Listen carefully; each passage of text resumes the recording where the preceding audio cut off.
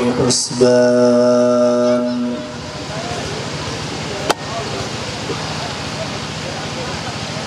والنجم والشجر يسجدان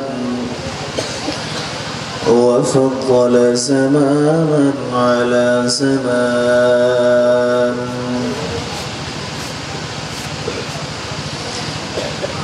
كما فضل مكانا على مكان وإنسانا على إنسان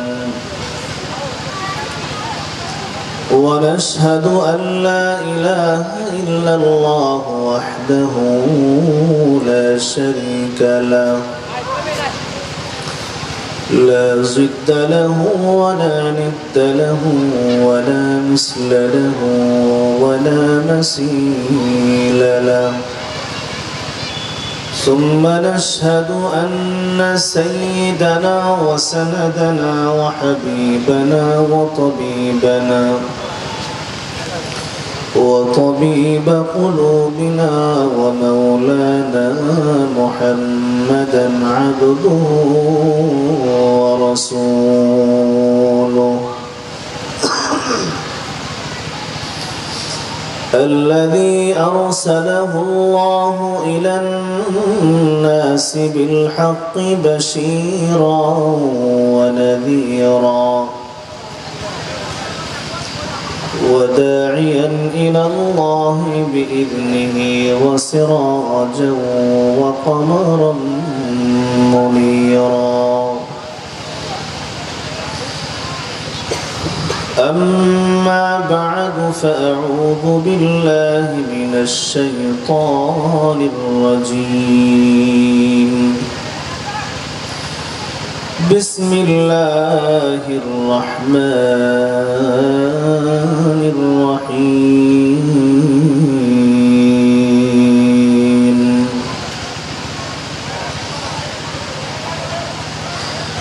إن في خلق السماوات والأرض واختلاف الليل والنهار لآيات لأولي الألباب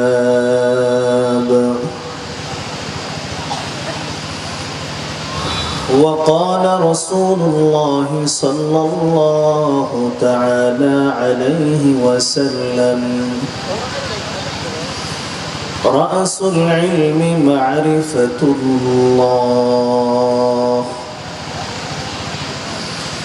صدق الله مولانا العظيم وصدق رسوله النبي الأمي الكريم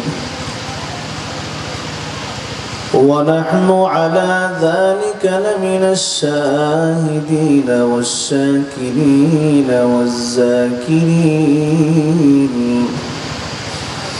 والحمد لله رب العالمين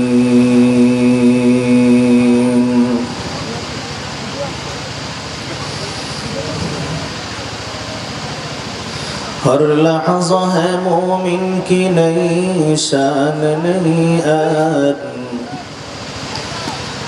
हर लहज़ा है मोमिन की नई शान नहीं गुफ्तार में किरदार में अल्लाह की बुरहान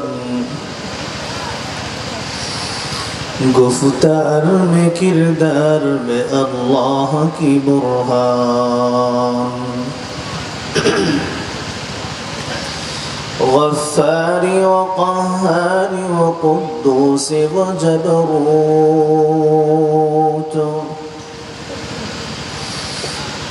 गफ्फारी व क़हारी व क़ुद्दूस व जबरूत ये चार अनासिर हो तो बनता है मुसलमान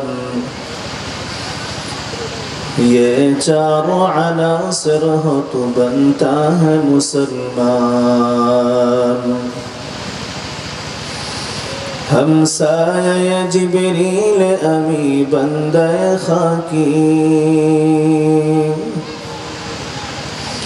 हमसाए जिब्रील अमी बंदे खाकी है उसका नशीमन न बुखारा न बदख्शा है उसका नशीमन न बुखारा न बदख्शा ये राज किसी को नहीं मालूम के मोमिन ये राज किसी को नहीं मालूम के मोमिन कारी नजर आता है हकीकत में है कुरान कारी नजर आता है हकीकत में है कुरान शकल मोहब्बत साथे আমরা दुरूद इब्राहिम पढ़ी اللهم صل على محمد وعلى آل محمد كما صليت على إبراهيم وعلى آل إبراهيم إنك حميد مجيد اللهم بارك على محمد وعلى آل محمد كما باركت على إبراهيم وعلى آل إبراهيم إنك حميد مجيد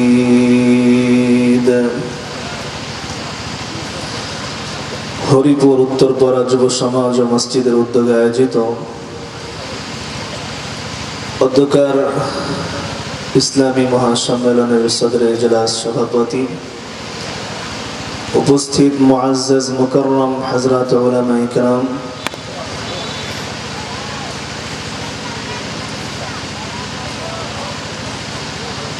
আমার সম্মুখপানে উপবিষ্ট অত্র অঞ্চলের জ্ঞানী গুণী বুদ্ধিজীবী हजरत मुरब्बियाने किराम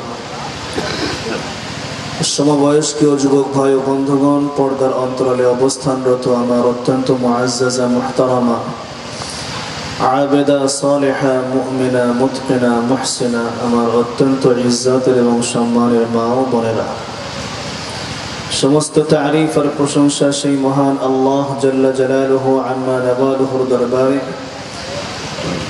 जो रब्बुल आलामीन आमादेरके दया करे माया करे एहसान करे कुरानेर এই বরকতি মজলিসে পয়গম্বরের ভাষায় জালিসুর রহমানের মধ্যে আমাদের সকলকে আসার বসার তৎসঙ্গে কোরআন ও সুন্নাহর আলোকে কিছু কথা আলোচনা করবার এবং শুনবার জন্য তৌফিক দান করেছেন অন্তরের অন্তঃস্থল থেকে হৃদয়ের গভীর থেকে রব্বে করিমের দরবারে কালিমাতুশ শুকর আদায় করি জোরে বলি আলহামদুলিল্লাহ असंख्य अगणित दरूद सलाम आक़ाए नामदार ताजदार मदीना सरकार दो जहां सय्यदुल मुरसलीन खातमुन नबिय्यीन रहमतुल लिल आलमीन नबी मुहम्मदुर रसूलुल्लाह शुक्र बोली सल्लल्लाहु ताआला अलैहि वसल्लम ऊपर महान रब्बुल आलमीन जे महान पैगम्बरेर सौभाग्यवान उम्मत हिसेबे आमादेरके पृथिवीते प्रेरण करियाছেন से महान रब्बुल इज्जतेर दरबारे आमरा आरो एकबार कालिमातुश शुकर आदाय करे जोरे बोली आलহামদুলিল্লাহ मुहतरम हाजिरिन कुरानुल करीमेर छोट्ट एकखाना आयात आपनादेर सम्मुखे तेलावत करेছি सरकारे दो जहां नबी मुहम्मदुर रसूलुल्लाह सल्लल्लाहु अलैहि वसल्लमेर मुख निसृत असंख्य अगणित अहादिसे मुबारका थेके छोट्टो থেকে ছোট্ট একখানা হাদিসের টুকরা আপনাদের সম্মুখে তেলাওয়াত করেছি রব্বুল আলামিনের রহম আর করম যদি শামিল হাল হয় হাদিস এবং আয়াতকে সামনে রেখে সরকারে দো জাহান নবী মুহাম্মদ সাল্লাল্লাহু আলাইহি ওয়াসাল্লামের ইলমের ওয়ারাসাতের একজন নগণ্য দাবিদার হিসেবে उम्मतेर जिम्मेदारी आदाय करार निमित्ते निजेर इस्लाह एवं आत्मशुद्धिर जन्य उम्मतेर कर्णकुहरे हिदायतेर किछु कथा आलोचना करबार এবং উপস্থাপন করবার জন্য প্রয়াস চালাবো। আমা তৌফিক ইল্লা বিল্লাহ। সকলে বলে আমিন। আরো জোরে বলেন আমিন। আমরা সকলে একটু কেমন যেন ঘুম ঘুম ভাব হয়ে গেছে, কি বলেন, ঠিক না? না আপনারাও যেমন হয়ে গেছেন, মোটামুটি মাইকও বলতেছে যে আমি একটু পরে ঘুমিয়ে যাব। আওয়াজ কি যায় ওই পর্যন্ত? হ্যাঁ, মাশাআল্লাহ।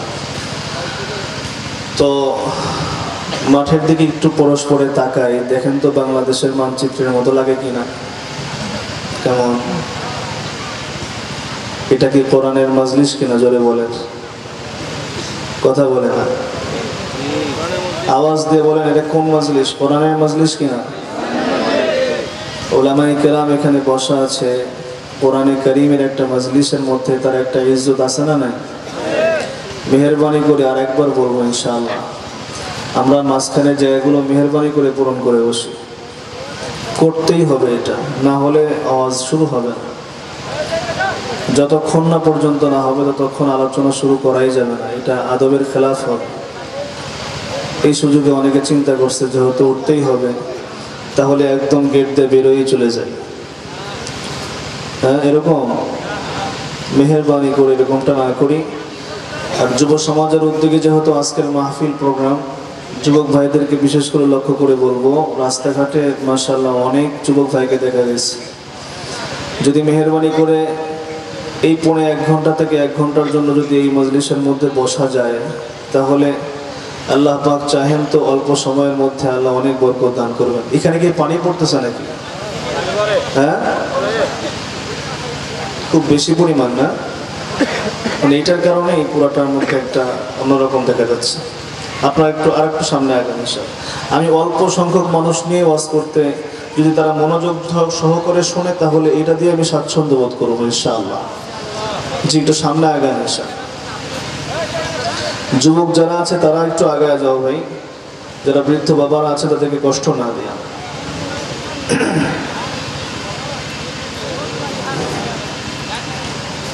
মুশকিল।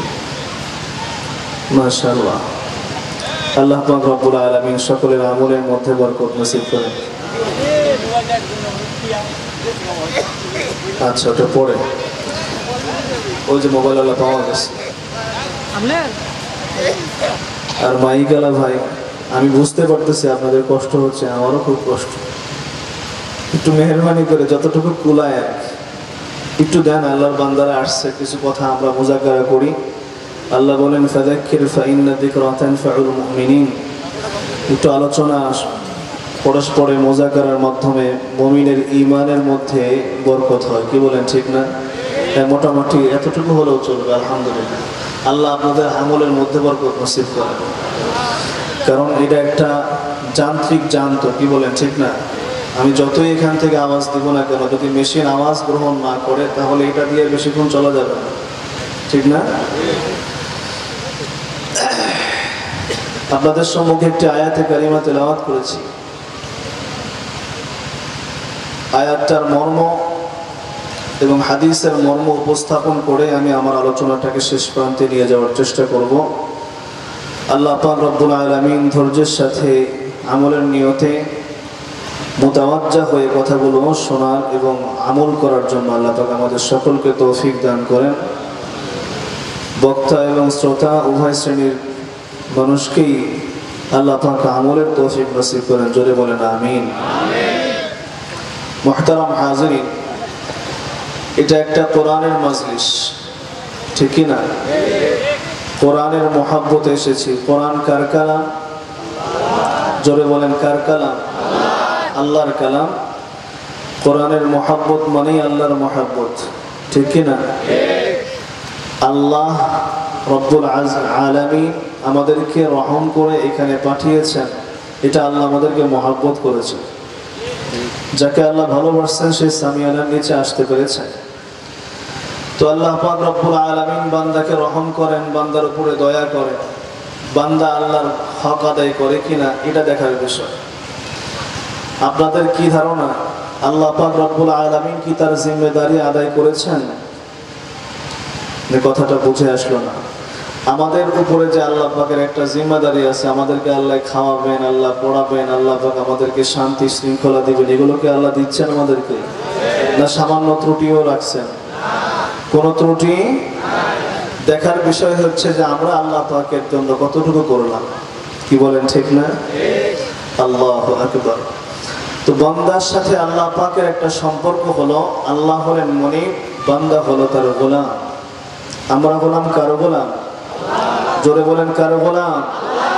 গোলামি কার করব? রিজিক দেন কে? হায়াত দিয়েছেন কে? রিজিকের মালিক কে? মউতের মালিক কে? সবকিছুর মালিক যদি তিনি হন, তাহলে ইবাদতের উপযুক্ত একমাত্র কে হবেন? গোলামের উপযুক্ত কে হবেন? জোরে বলেন আল্লাহ। বর্তমান যুব সমাজ থেকে এই বিষয়টা উঠে গিয়েছে। আমি ছোট্ট একটা কথা বলে আমি আমার আলোচনা শুরু করতে চাই। যুবক যারা আছে, যুবক, বর্তমান যুবক যে জেনারেশন চলছে, এরা নাস্তিকতার দিকে অতীব দ্রুত ধাবিত হচ্ছে। কথা বলেন, ঠিক না? কেন, কি কারণ? অনেক কারণ রয়েছে, আমি সব কারণের দিকে যাব না, একটা কারণ নিয়ে সামনে আগানোর চেষ্টা করব।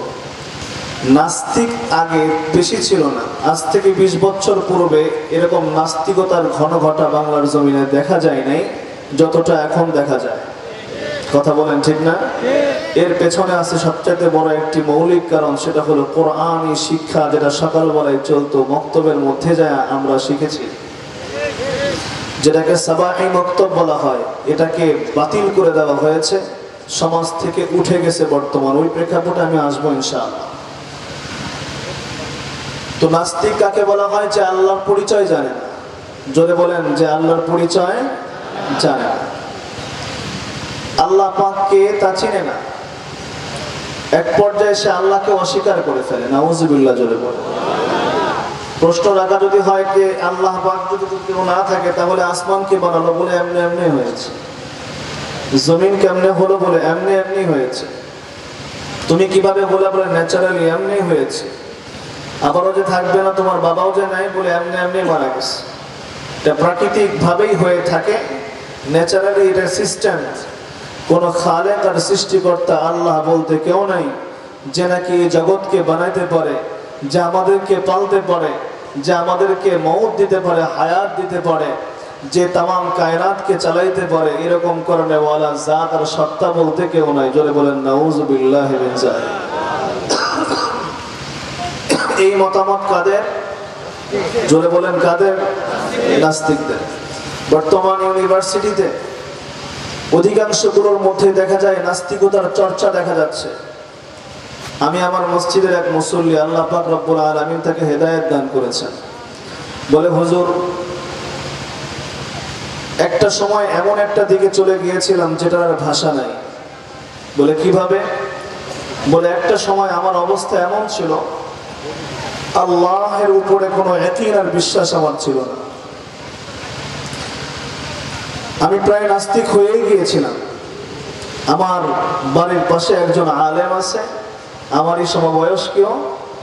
তো উনি আমাকে আস্তে আস্তে আস্তে আস্তে বোঝানো শুরু করলেন। আমি আস্তে আস্তে তার কথাগুলো নেওয়া শুরু করলাম আর এটাকে স্টাডি করা শুরু করলাম। তো আস্তে আস্তে মুসলমানের সন্তান, আলহামদুলিল্লাহ, এখন আমার মসজিদে বয়ানে বসে, জুমার আলোচনায় প্রত্যেক সপ্তাহে আসে, আর তার মুখের মধ্যে এখন সুন্নতি দাড়ি, জামা পায়জামা, সুন্নতি পোশাক। জোরে বলেন আলহামদুলিল্লাহ। লোকটা ঈমান হারা হয়ে গিয়েছিল, আল্লাহ পাক রব্বুল আলামিন তাকে রহম করেছেন। তো ইউনিভার্সিটির মধ্যে, বিশেষ করে প্রাইভেট ইউনিভার্সিটিগুলোর মধ্যে এই মহামারীটা সবচেয়ে বেশি দেখা যাচ্ছে, যে আল্লাহর পরিচয় তারা জানে না। আল্লাহ কে, কেমন, আল্লাহ পাক রব্বুল আলামিনকে তারা চিনে না।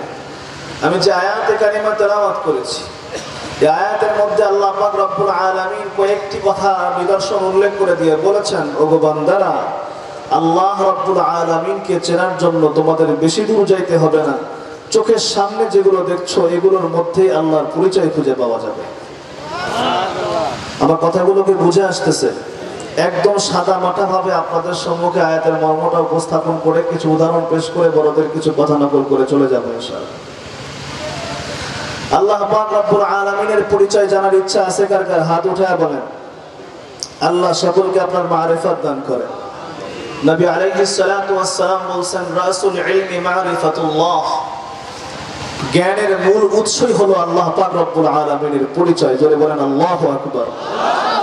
যেই ব্যক্তি অন্তরের মধ্যে আল্লাহর পরিচয় নাই, মাওলার পরিচয় নাই, সে যত বড় জ্ঞানী হোক না কেন দুনিয়া বিশ্বে কখনো জ্ঞানী হতে পারে না। এটা সরকারে দো জাহান নবী 1400 বছর পূর্বে বলে গিয়েছেন রাসূল ইলমি মারিফাতুল্লাহ, আল্লাহর মারিফত যার কলবে আছে তার কাছে ইলমের উৎস আছে, ওটাই হলো ইলমের মূল উৎস, আল্লাহর পরিচয়।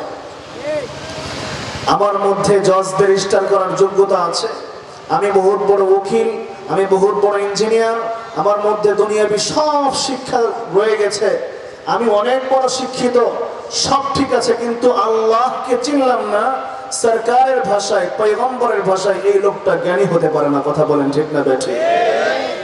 এই কথা যদি বিশ্বাস না হয় তাহলে ইতিহাসের দৃষ্টান্ত থেকে, ইসলামের ইতিহাস থেকে আপনাদের সম্মুখে একটা ছোট্ট কথা বলি।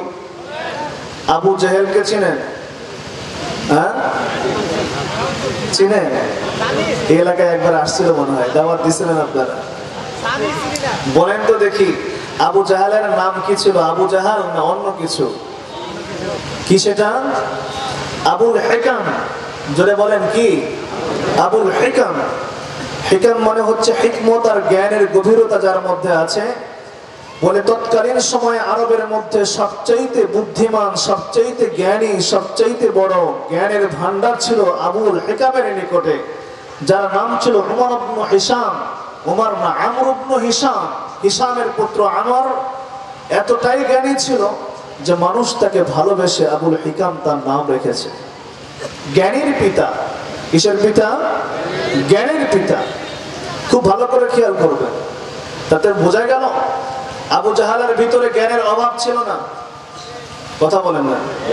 জ্ঞান পরিপূর্ণ ছিল, পূর্ণাঙ্গ জ্ঞানের অধিকারী ছিলেন, কিন্তু আল্লাহ পাক রব্বুল আলামিনের মারিফত আর পরিচয় তার কাছে ছিল না। কি বলেন ঠিক না? না, ওনার কাছে আল্লাহর পরিচয় ছিল। আল্লাহকে চিনছেন, আল্লাহকে মানছেন? কথা বলেন না কেন? আপনারা মনে হয় নারাজ হয়ে যাচ্ছেন যে ওয়াজ শুরু করবে কখন। আমি ওয়াজ করি না, কথা বলি, একটু শোনেন। আবু জাহাল জ্ঞানী ছিল না কি মূর্খ ছিল? জোরে বলেন, জ্ঞানী ছিল না মূর্খ ছিল? জ্ঞানী ছিল, কিন্তু আল্লাহর পরিচয় ছিল না। কি ছিল না? আল্লাহর পরিচয় ছিল না, যার কারণে আল্লাহ পাক রব্বুল আলামিন তার নাম কি রাখছেন জানেন?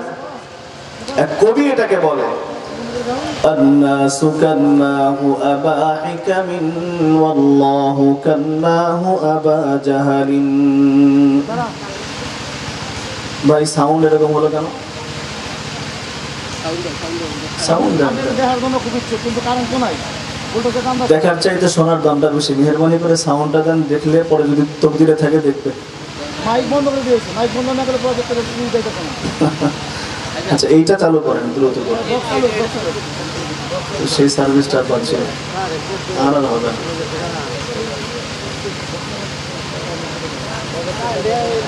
মহিলারা যারা দেখতেছে মনে করেন মাসালা, এখন মনে করেন ওনারা দেখতেছে আমি কি বলতেছি এটা শুনতেছে না, তাহলে লাভ হবে, কিন্তু এটা অফ, কথাগুলো কানে পড়ছে, লাভ হবে কি হবে না? ওটাতেই লাভ বেশি হবে। আমার কথার স্পৃহা নষ্ট হয়ে গেল। আল্লাহ আল্লাহ হেফাজত করেন। যাই হোক, একটু এদিকে মোতাওয়াজ্জহ হন মেহেরবানি করে। তো আবুল হিকাম জ্ঞানীর পিতা ছিল, কিন্তু তার নিকটে আল্লাহর পরিচয় ছিল না। এই জন্য আল্লাহ পাক রব্বুল আলামিন তার নাম রাখলেন আবু জাহাল। এই নাম কে রাখছে?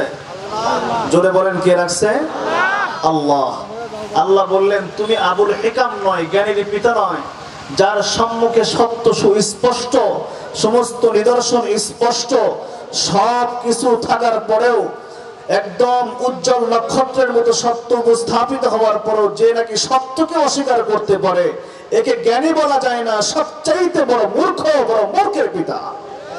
কথা বলেন ঠিক না ঠিক? অভাবটা কি ছিল? আল্লাহর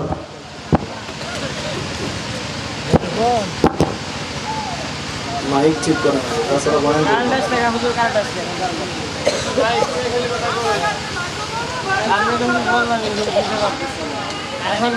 এটাকে বন্ধ করেন, ওটাই তো বলছি।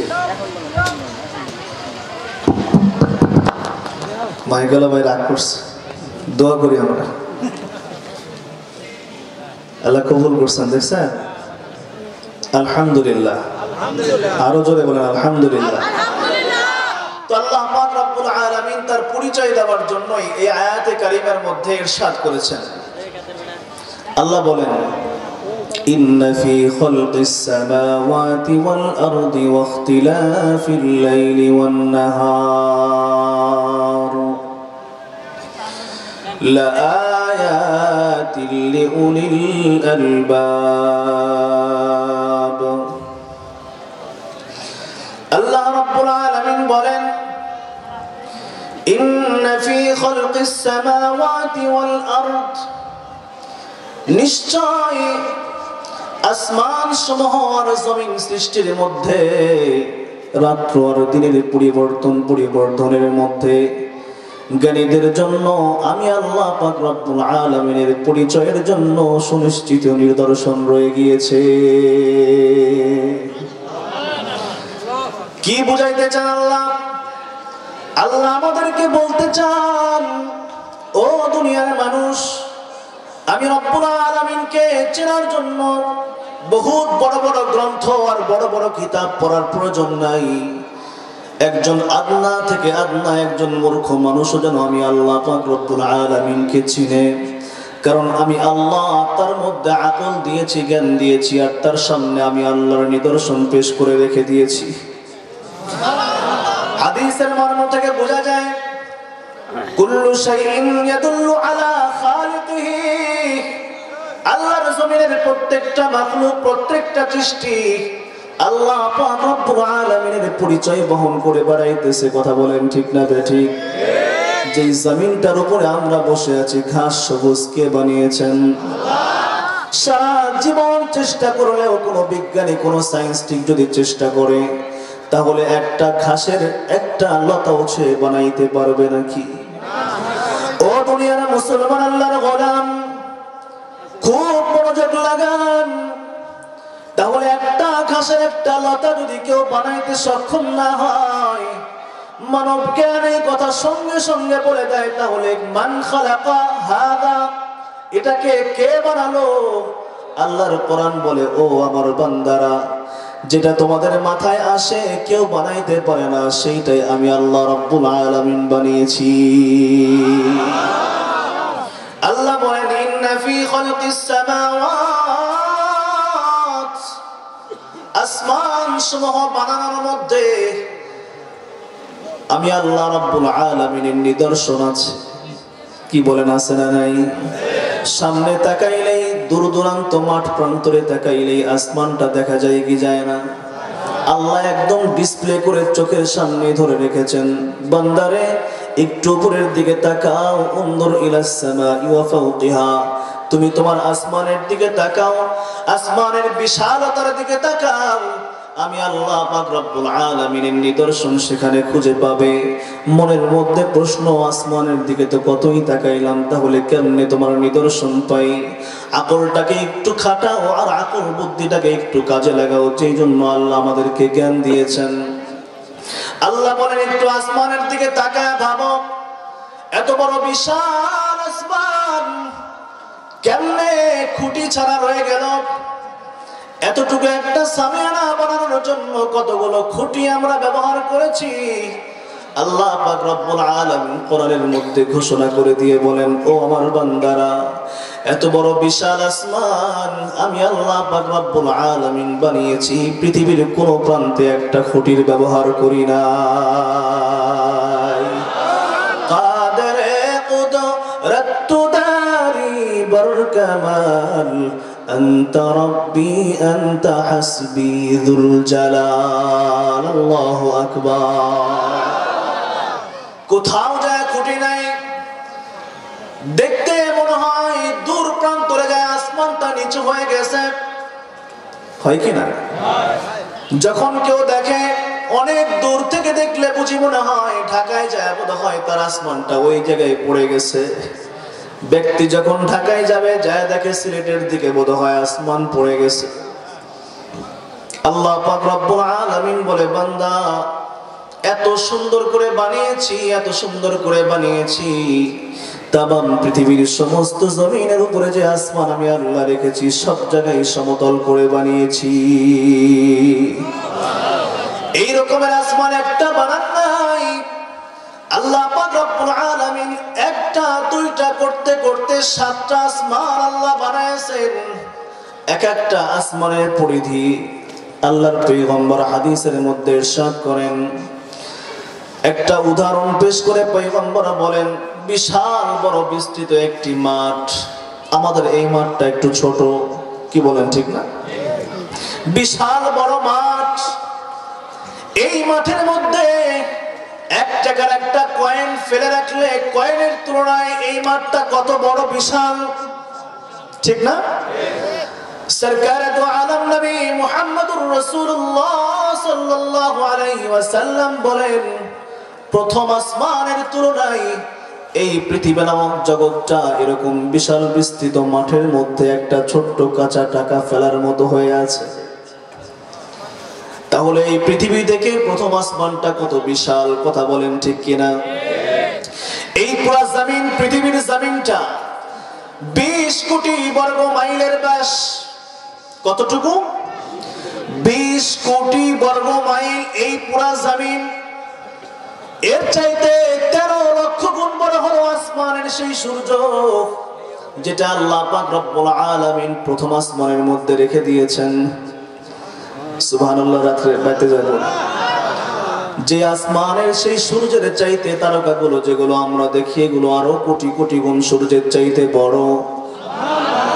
এই সবগুলো কোথায় আছে জোরে বলেন? প্রথম আসমানের নিচে।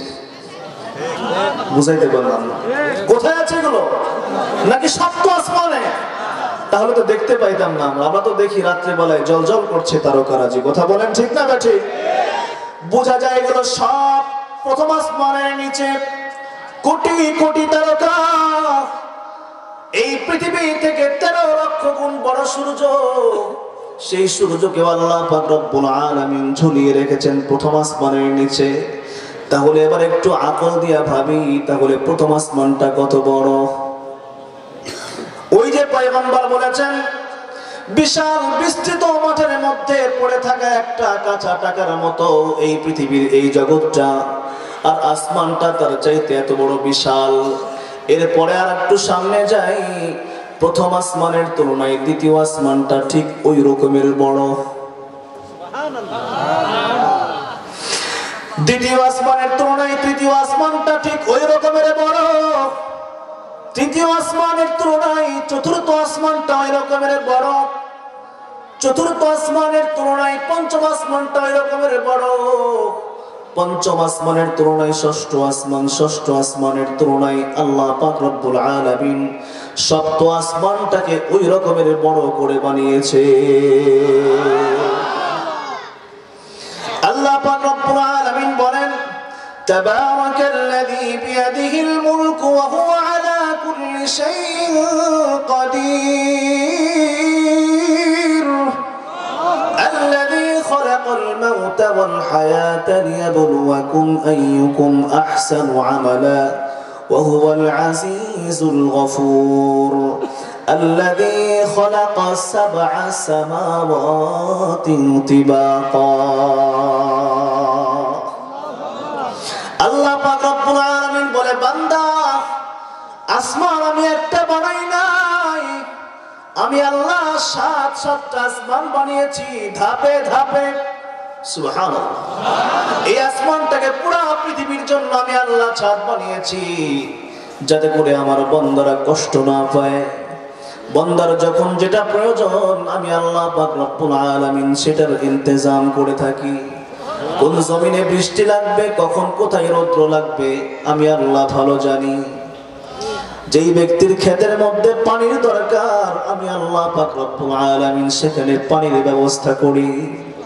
করেন কি করেন না? আরো জোরে বলেন, কে করেন? আল্লাহ। জোরে বলেন, কে করেন? আল্লাহ। আল্লাহ বলে বান্দা আমার পরিচয় জানা বড় সহজ, সামনে তাকাইলে আসমান দেখা যাবে, তাহলে আসমানের মধ্যে আল্লাহর পরিচয় আছে না? আরো সহজ করে দেয় আল্লাহ বলেন ইন্না ফি খালকিস সামাওয়াতি ওয়াল আরদি, ও বান্দা আসমান তো অনেক উঁচু, নজর উপরের দিকে দিলেই তবে আসমান দেখা যাবে, কিন্তু তোমার নজরটা যদি একটুখানি চোখটা নিচু করে নিচের দিকে দাও, তোমার পাটা যেই জমিনের মধ্যে আছে এটাই হচ্ছে আমি আল্লাহর সৃষ্ট জমিন। জমিন যে কোন জিনিস এটার বিবরণ দিতে গেলে এরকম দুই একটা মাহফিল শেষ হয়ে যাবে, আল্লাহর কুদরতের বিবরণ দিয়ে শেষ করা যাবে না। এই জন্য তো আল্লাহ কোরআনের মধ্যে বলছেন লাউ কানাল বাহরু মিদাদান লিকালিমাতি রাব্বি লানাফিদাল বাহর ক্বাবলা আন তানফাদা কালিমাতু রাব্বি ওয়ালাউ জিনা বিমিসলিহি মাদাদা। দুনিয়ার সব গাছপালাকে যদি কলম বানা দেওয়া হতো আর সমগ্র পৃথিবীর সমস্ত সমুদ্রগুলোকে যদি কালি বানা দেওয়া হতো আর আল্লাহর নিয়ামত রাজিগুলো লিখতে দেওয়া হতো, আল্লাহ বলেন এরকমের কালি আর কলম ডাবল কে ডাবল শেষ হয়ে যাবে, আল্লাহর কালিমার নিয়ামত লেখা শেষ হবে। এর নাম হলো আল্লাহ। এরপরে আল্লাহ বলেন ওয়াখতিলাফিল লাইলি ওয়ান নাহার, ও বান্দা কিছুক্ষণ পূর্বেই দিন ছিল, এখন রাত্র 12টা বেজে গেছে। আরে ভাই 12টা 20 বেজে গেছে, এত দ্রুত? 12টা 11টা 20 বাজে। 6 ঘন্টা আগে দিন ছিল, দিন পরিবর্তন হয়ে রাত্র হলো, আবার কিছুক্ষণ পরে রাত্রটা পরিবর্তন হয়ে আবারও দিন হবে। বান্দা তুমি যদি আমাকে চিনতে চাও এখানেই তুমি আমার পরিচয় পেয়ে যাবে। সুবহানাল্লাহ, জোরে বলেন। এটা কে বলছে? জোরে বলেন আমাদের মালিক আল্লাহ। ওয়াখতিলাফিল লাইলি ওয়ান নাহার, রাত্র দিনের পরিবর্তন আর বিবর্তনের মধ্যে আমি আল্লাহ পাক রব্বুল আলামিনের নিদর্শন রয়ে গেছে। এরপরে আল্লাহ বলেন লাআয়াতিল লিউলিল আলবাব,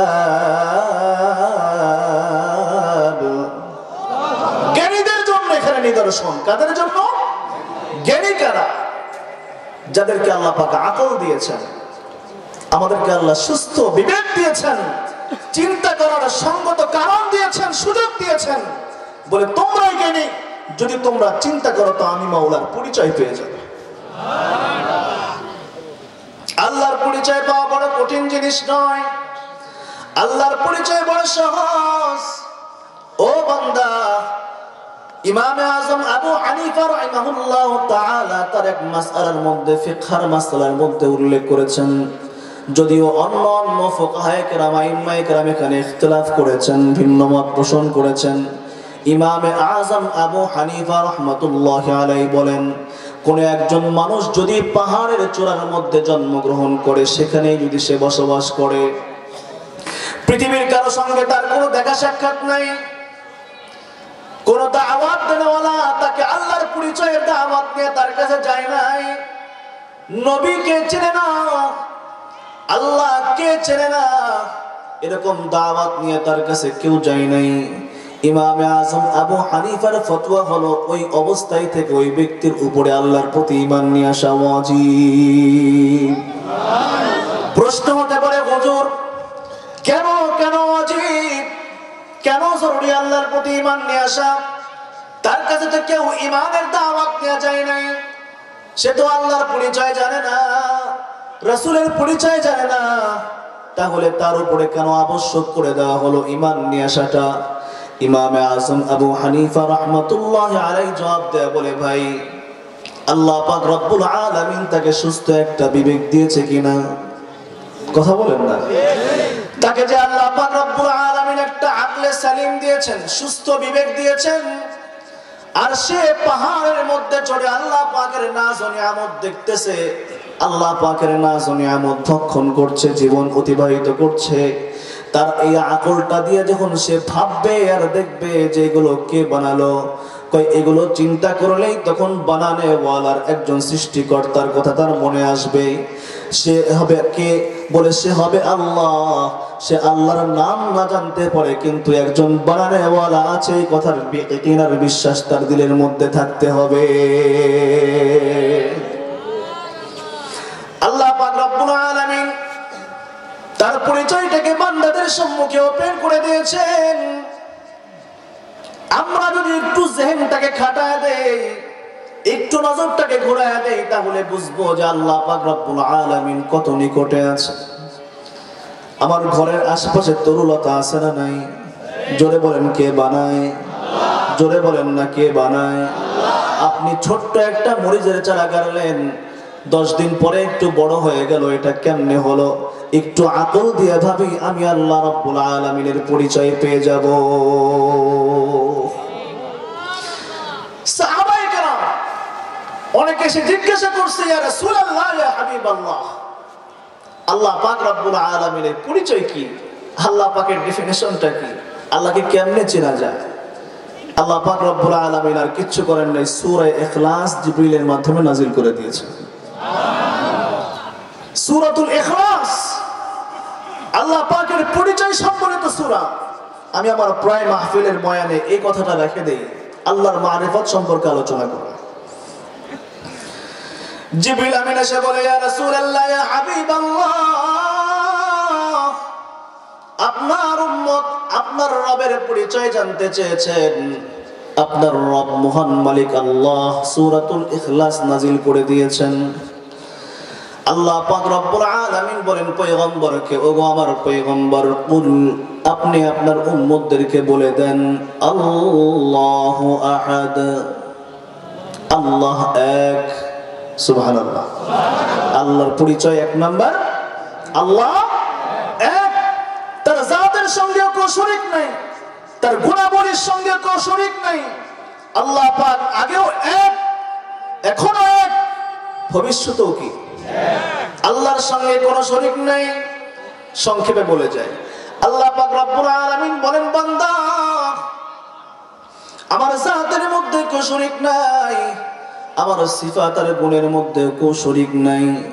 দ্বিতীয় নম্বর পরিচয় আল্লাহ বলেন, আল্লাহুস সামাদ, আমি আল্লাহ রাব্বুল আলামিন হলাম অমুখাপেক্ষী। আমি কোন মাখলুকের প্রতি মুখাপেক্ষী নয়, বরং তামাম কায়নাত আমি আল্লাহর প্রতি মুখাপেক্ষী। কথা বলেন ঠিক না বেঠিক? আল্লাহ আমাদের কাছে কখনো চাইছেন নাকি? কথা বলেন। খাবার চাইছেন কখনো? টাকা পয়সা চাইছেন? বা কোনো আরাম আয়েশ আমাদের কাছে চেয়েছেন? আল্লাহ পাক রব্বুল আলামিন বলে, বান্দারে, তামাম কায়নাতের সমস্ত মাখলুক আমি আল্লাহ পাক রব্বুল আলামিনের প্রতি মুহতাজ আর মুখাপেক্ষী, আমি কারো প্রতি মুখাপেক্ষী নই। ওগো পয়গম্বর, আপনার উম্মতকে জানায় দেন, এটা আমি আল্লাহ পাকের দ্বিতীয় নাম্বার পরিচয়। এরপরে আল্লাহ বলেন, লাম ইয়ালিদ ওয়া লাম ইউলাদ। আল্লাহর তৃতীয় নাম্বার পরিচয় হলো, আল্লাহ এমন একজন সত্তার নাম, যেই সত্তা কখনো কাউকে জন্ম দেয় না, যেই সত্তা কখনো কারো থেকে জন্ম গ্রহণ করে না। জন্ম দেওয়া আর জন্ম নেওয়া থেকে আমার আল্লাহ পবিত্র। জোরে বলেন ঠিক না বেঠিক? আল্লাহ কাউকে জন্ম দিয়েছেন? হ্যাঁ, ইহুদ খ্রিস্টানদের সেই ধারণা, সেটা ভিন্ন বিষয়, সেদিকে গেলে অনেক লম্বা কথা হয়ে যাবে। তারা তৃত্ববাদে বিশ্বাসী। সাবাই যারা, তাদের তো আকীদা হলো এটা যে মালায়েকা ফেরেশতা এটা আল্লাহর কন্যা। নাউযুবিল্লাহ। জোরে বলেন, আল্লাহর কন্যা। وقالت اليهود عزير ابن الله وقالت النصارى مسيح ابن الله। আল্লাহর কোরআনে আছে, ইহুদিরা বলে উযাইর হলো আল্লাহর বেটা, নাসারারা বলে মাসিহ ঈসা আলাইহিস সালাতু ওয়াস সালাম আল্লাহর বেটা। জোরে বলেন নাউযুবিল্লাহ। আর আল্লাহ পাক জিবরিলের দ্বারা পয়গম্বরের কাছে তার পরিচয় পাঠিয়ে দিয়ে বলেন, লাম ইয়ালিদ ওয়া লাম ইউলাদ। আল্লাহ কাউকে জন্ম দেয় নাই, আল্লাহ কারো থেকে জন্ম গ্রহণ করে নাই। চতুর্থ নাম্বার পরিচয়, ওয়ালাম ইয়াকুল লাহু কুফুয়ান আহাদ। আল্লাহ পাক রব্বুল আলামিন এমন একজন সত্তার নাম। আল্লাহ বলেন, বান্দারে, এই 7 আসমান আমি আল্লাহ পাক রব্বুল আলামিন বানিয়েছি। জমিনটাকে আমি আল্লাহ বিস্তৃত করে দিয়েছি, পাহাড় পর্বত নদী নালা সবকিছু বানিয়েছি। তামাম কায়নাত বানানোর মধ্যে আমি আল্লাহ পাক রব্বুল আলামিন আমার মতো দ্বিতীয় কাউকে আমার সমকক্ষ বানাই নাই। লা জিদ্দা ওয়ালা নিদ্দা ওয়ালা হাদ্দা লিমাওলা আলআনা কামা কানা ওয়া লাম ইয়ালকা যাওয়ালা الآن كما كان ولم يلق زوالا لا جد ولا جدة لا عم وخالا لا هيئة لا صورة لا شبه لمولا فرد صمد عن صفة الخلق بريء رب أزلي خلق الخلق كمالا رب أزلي خلق الخلق كمالا جرب الله أكبر আল্লাহ পাক রব্বুল আলামিন বুঝায় দিলেন বান্দা সূরাতুল ইখলাসের মধ্যে আমি আল্লাহ আমার পরিচয় ঢুকায় দিয়েছি। যেই বান্দা আমার পরিচয়টাকে আত্মস্থ করবে, সূরাতুল ইখলাস তেলাওয়াত করে করে আমার পরিচয়টা যে অর্জন করে ফেলবে, আমি আল্লাহ পাক রব্বুল আলামিনের ইবাদত যখন করবে তখন আমার পরিচয়টা তার সামনে থাকবে। আমি আল্লাহ বলতেছি তার ইবাদত ইখলাসের সঙ্গে হবে। কথা বলেন ঠিক না বেঠিক? এই জন্যই আল্লাহর পরিচয় সম্বলিত সূরার নাম আল্লাহ রাখছেন সূরাতুল ইখলাস। সুবহানাল্লাহ। আল্লাহ পাক রব্বুল আলামিন তাকে চেনা বড় সহজ। আল্লাহকে চিনতে অনেক দূরে যাওয়ার প্রয়োজন নাই। রাত দেখলে আল্লাহর পরিচয় পাওয়া যায়, দিন দেখলে আল্লাহর পরিচয় পাওয়া যায়, আসমান দেখলে আল্লাহর পরিচয় পাওয়া যায়, জমিনের দিকে তাকাইলে আল্লাহর পরিচয় পাওয়া যায়। আল্লাহ পাক রব্বুল আলামিন আছে না নাই? জোরে বলেন আছেন না নাই? কিন্তু নাস্তিক বলে সব কিছু এমনি এমনি হয়েছে, সৃষ্টিকর্তা বলতে কেউ নাই। জোরে বলেন নাউজুবিল্লাহ। একটা ঘটনা আপনাদেরকে বলি। ইমাম রাজি রাহমাতুল্লাহি আলাইহি নামে একজন বহুত বড় মুফাসসির দুনিয়া থেকে চলে গেছেন। ইমাম রাজি রাহমাতুল্লাহি আলাইহি এই ঘটনা যেটা আপনাদেরকে শোনাইতে চলেছি, এটা দারুল উলুম দেওবন্দের 50 বছরের সফল মুহতামিম হযরতে কারি তৈয়ব সাহেব রাহমাতুল্লাহি আলাইহি তার কিতাব খুতবাতের মধ্যে লিখে গিয়েছেন। তিনি আমার আব্বার উস্তাদ। সুবহানাল্লাহ। কারি তৈয়ব সাহেব রাহমাতুল্লাহি আলাইহি বলেন, ভাই আপনারা উঠতেছেন কেন? ব্যাপার কি? দোয়া করে দেবেন ইনশাআল্লাহ। এখন ইনশাআল্লাহ। আর একজন উঠবেন তো দোয়া হয়ে যাবে। কি বলেন ঠিক না? আমার কি দরকার লাগছে এত কষ্ট করার? আপনাদের মহব্বতে ছুটে এসেছি, আপনারা আমাদের মহব্বত থেকে চলে যেতেছেন মজলিস ছেড়ে। আপনার একার কারণে আরো 10 জন মানুষ উঠে যাচ্ছে। কি বলেন, গুনাহ হবে কি হবে না? প্রয়োজন ছাড়া কেউ উঠবেন না, অল্প সময়ে কথা শেষ হয়ে যাবে। বলতেছিলাম ইমাম রাজির কথা। বহুত বড় একজন জগদ্বিখ্যাত বিখ্যাত আলেম ইমাম রাজি। আল্লাহর অস্তিত্ব আছে এর উপরে 100টা দলিল বানাইছেন। কয়শো দলিল? জোরে বলেন কয়শো? 100টা দলিল বলে আল্লাহ যা আছেন। তখন তো নাস্তিকতার ঘন ঘটা ছিল, আল্লাহকে অস্বীকার করার মতো পরিবেশ খুব বেশি ছিল। অনেক নাস্তিক ছিল যারা আল্লাহকে বিশ্বাস করতো না। তখন সময়টাই এরকম ছিল, যার কারণে ওনার আল্লাহর অস্তিত্বের উপরে দলিল জোগাড় করতে হয়েছিল। উনি 100 দলিল কায়েম করেছেন।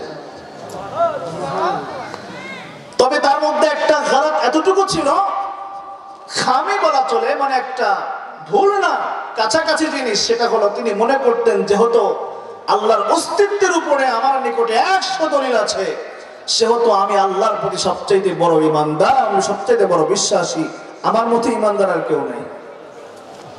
কথাটা বুঝাইতে পারলাম তো? যারা নাকি বড় আলেম হয়, অনেক সময় জজবাওয়ালা হয়ে গেলে, বেশি জজবাতে ছিলেন তিনি, তো পথে ঘাটে যার সাথে সাক্ষাৎ হয়, এই তুমি কে, তোমার নাম কি, তোমার পরিচয় কি, জিজ্ঞাসা করত। একদিনের ঘটনা, একজন কৃষক, সে গরু নিয়ে হাতের মধ্যে লাঠি ক্ষেতের আইল দিয়ে যাচ্ছে, আইল চিনেন তো, ক্ষেতের আইল এখানেও থাকতে পারে আইল, আইল দিয়ে যাচ্ছেন। ইমাম রাজি বিপরীত দিক থেকে আসতেছে, মুখোমুখি সাক্ষাৎ, বলতেছে ভাই তোমার নাম? আমার নাম অমক। তুমি কি মুসলমান? হ্যাঁ আমি মুসলমান। তুমি যে মুসলমান তার প্রমাণ কি? উনি একজন মূর্খ সূক্ষ্ম মানুষ, উনি কি শিক্ষিত মানুষ নাকি? তো ওনার জ্ঞানে যতটুকু আসছে উনি বলছেন যে আমি মুসলমান, তার প্রমাণ হচ্ছে আমি আল্লাহকে বিশ্বাস করি, রসুলকে রসুল মানি, কবরে যেতে হবে, হাসরে উঠতে হবে, আমাদের একটা বিচার হবে, জান্নাত জাহান্নাম হবে। মাশাআল্লাহ, ওনার মুখে যতটুকু বলছে অনেক বেশি বলে গেছে। তো উনি বলছেন যে এই জন্য এটা আমার প্রমাণ, আমি মুসলমান। ইমাম রাজি রহমাতুল্লাহ আলাইহি বলে এটা একটা প্রমাণ হলো নাকি? আল্লাহ পাক রব্বুল আলামিনের আল্লাহ পাক যে তুমি বিশ্বাস করো, তা আল্লাহ যে আছেন তার প্রমাণ কি? ওনার কাছে কয়টা আছে? জোরে বলেন। উনি মনে করছেন যে আমার মতো সকলের কাছে মনে হয় কিছু না কিছু না থাকবে। উনি জিজ্ঞাসা করে ফেলছেন, তো গ্রামগঞ্জের সহজ সরল কৃষক মানুষ একদমই সাদা মাঠা হয়ে থাকে, সাদা মাঠা মানুষ যখন রাগে তখন কিন্তু বেতাল পরিস্থিতি। কথা বলেন ঠিক না বেঠিক? তো বেচারাকে সর্বপ্রথম যে জিজ্ঞাসা করছে এটাই তো তার জন্য প্রেসার হয়ে গেছে। তবুও কষ্ট মষ্ট করে মোটামুটি ভাবে সে জবাব দেওয়ার জন্য চেষ্টা করছে যে আমি আল্লাহ বিশ্বাস করি, রসুল বিশ্বাস করি, কিয়ামতের দিনে উঠতে হবে, জান্নাত জাহান্নাম আছে বিশ্বাস করি। যেই বলছে আমি আল্লাহ বিশ্বাস করি, তো তখন ইমাম রাজি বলছেন আল্লাহ যে আছে তার প্রমাণ কি? মেজাজটা খারাপ হওয়ার কথা না বলার জন্য। এটা একজন আলেমকে বলতো তাহলে ঠিক ছিল। কি বলেন ঠিক না? আহা, কারিতে ইফসাব রহমাতুল্লাহ আলাইহি ঘটনাটা এমনি নিয়ে আসেন, বহুত বড় শিক্ষণীয় একটা ঘটনা। এই কৃষক বলতেছে ওই ইমাম রাজি হাতের মধ্যে লাঠিটা এরকম তাক করে ধরে বলে দাঁড়া, আল্লাহ যে আছে, আল্লাহ যে আছে তার জন্য দলিল পেশ করছে। দাঁড়া, বেতাল হয়ে গেছে। আমি মুসলমান এটার পরিচয় দিয়েছি, এরপরে আল্লাহ আছে কিনা এটার জন্য আবার দলিল লাগবে কিসের? এটা আমার বুঝে আসে না। বরং দলিল যদি তোমার দরকার হয় তাহলে একটু দাঁড়াও, তোমাকে দলিল দিচ্ছি। এই বলে কৃষক ইমাম রাজিকে তাড়ানো শুরু করে দিয়েছে। ইমাম রাজি দৌড়, পিছনে পিছনে কৃষক দৌড়াইতেছে লাঠিটা তাক করে নিয়ে। আপনাদের কাছে যে হেলা করো আছে না, এরকম লাঠি একটা হেলো লাঠি বলে অনেকে, এটা কিন্তু খুব শক্ত হয়, যদি একটা বাড়ি দেওয়া যায় অবস্থা কিন্তু বেগতিক আছে। ইমাম রাজি রহমাতুল্লাহি আলাইহি সামনের দিকে দৌড় শুরু করে দিয়েছেন, কৃষক পিছনে পিছনে দৌড়, দাঁড়া তোকে আল্লাহ যে আছে তার দলিল দিচ্ছি। ইমাম রাজি দৌড়াইতেছেন, কৃষক পেছনে পেছনে দৌড় দেওয়া শুরু করছেন, কিন্তু কৃষক সেই ইমাম রাজি রহমাতুল্লাহি আলাইহিকে ধরতে পারেন নাই। সামান্য কিছু দূর ডিস্টেন্স বলতেছে ওই ইমাম রাজি দাঁড়াও, মারবো না। আল্লাহ পাক রব্বুল আলামিন যা আছেন এটার জন্য দলিল তুমি তালাশ করতেছো। আমি একজন ইমানদার মুসলমান, আমি আল্লাহ পাক রব্বুল আলামিনের গোলাম। যারা ইমানদার হয়, যারা মুসলমান হয়, যারা খাঁটি মুমিন হয়, তাদের জন্য তারা আল্লাহ পাক রব্বুল আলামিনের অস্তিত্বকে দলিল দ্বারা বুঝে না, তারা দিল দিয়ে বোঝার চেষ্টা করে।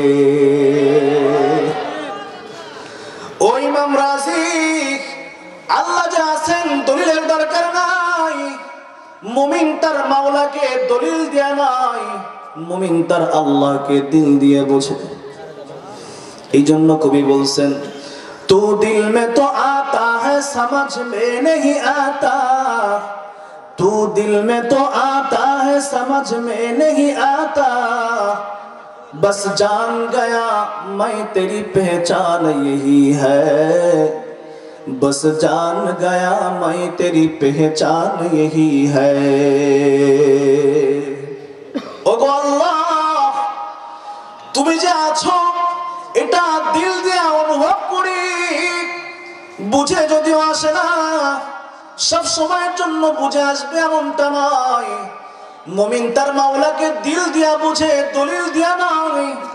যখন তুমি দিলের মধ্যে অনুভূত হও, যদিও আকলে অনেক সময় ধরে না গো মাওলা, আমি বুঝে নিয়েছি এটাই হলো আল্লাহর পরিচয়। ইমাম রাজি রহমাতুল্লাহি আলাইহি লক্ষ্য করে তখন ওই কৃষক বলে, ওই ইমাম রাজি তুমি বহুত বড় আলেম, তবে আমার মতো কৃষকের মুখ থেকে একটা কথা শুনে যাও, ওই ইমাম রাজি আল্লাহর অস্তিত্বের জন্য দলিল তালাশ করো না, কারণ দলিলের পায়া দলিলের পাটা বড় দুর্বল, প্রমাণ আর ভিত্তির পা বড় দুর্বল। তুমি যে 100টা দলিল বানাইছো এগুলোর একদম দুর্বল জিনিস, দুর্বল কাঠের মতো। কাঠ, শুকনো কাঠ পানির মধ্যে দিলে ভেসে যায় কি যায় না? আগুনের মধ্যে দিলে পুড়ে যায় কি যায় না? একদম দমকা হাওয়া আসলে উড়ে যায় কি যায় না? ওই ইমাম রাজি, তোমার কাছে যে 100টা দলিল আছে, এই দলিলগুলো তুমি মনে করে একটা ঠুনকো কাঠের টুকরার মতো, কখনো ঝড় হাওয়া আসবে উড়ে যেতে পারে, কখনো তোমার বন্যা আসবে পানিতে ভেসে যেতে পারে, আগুন ধরলে কাঠের টুকরো গুলো পুড়ে ছারখার হয়ে যেতে পারে। তখন কি তুমি তোমার মাওলাকে অস্বীকার করবে নাকি? কথা বলেন ঠিক না বেঠি? সুতরাং বুঝে নাও, আমি মুমিন মুসলমান, আমি আমার মাওলাকে দিল দিয়ে বুঝি, দলিল দিয়া নয়। ইমাম রাজির এই কথা তার জীবনে ঘটে গিয়েছিল। শয়তান আসছে, শয়তান মানুষের রূপ ধারণ করে। কার রূপ ধারণ করে? বহুত বড় একজন আল্লাহর ওলি আলেমের রূপ ধারণ করে শয়তান ইমাম রাজির নিকটে এসে বলে, এই ইমাম রাজি, আল্লাহ আছে না নাই? ইমাম রাজি বলে, অবশ্যই আছে। তার দলিল কি? বলে, আমার কাছে কয়টা আছে? জোরে বলেন না।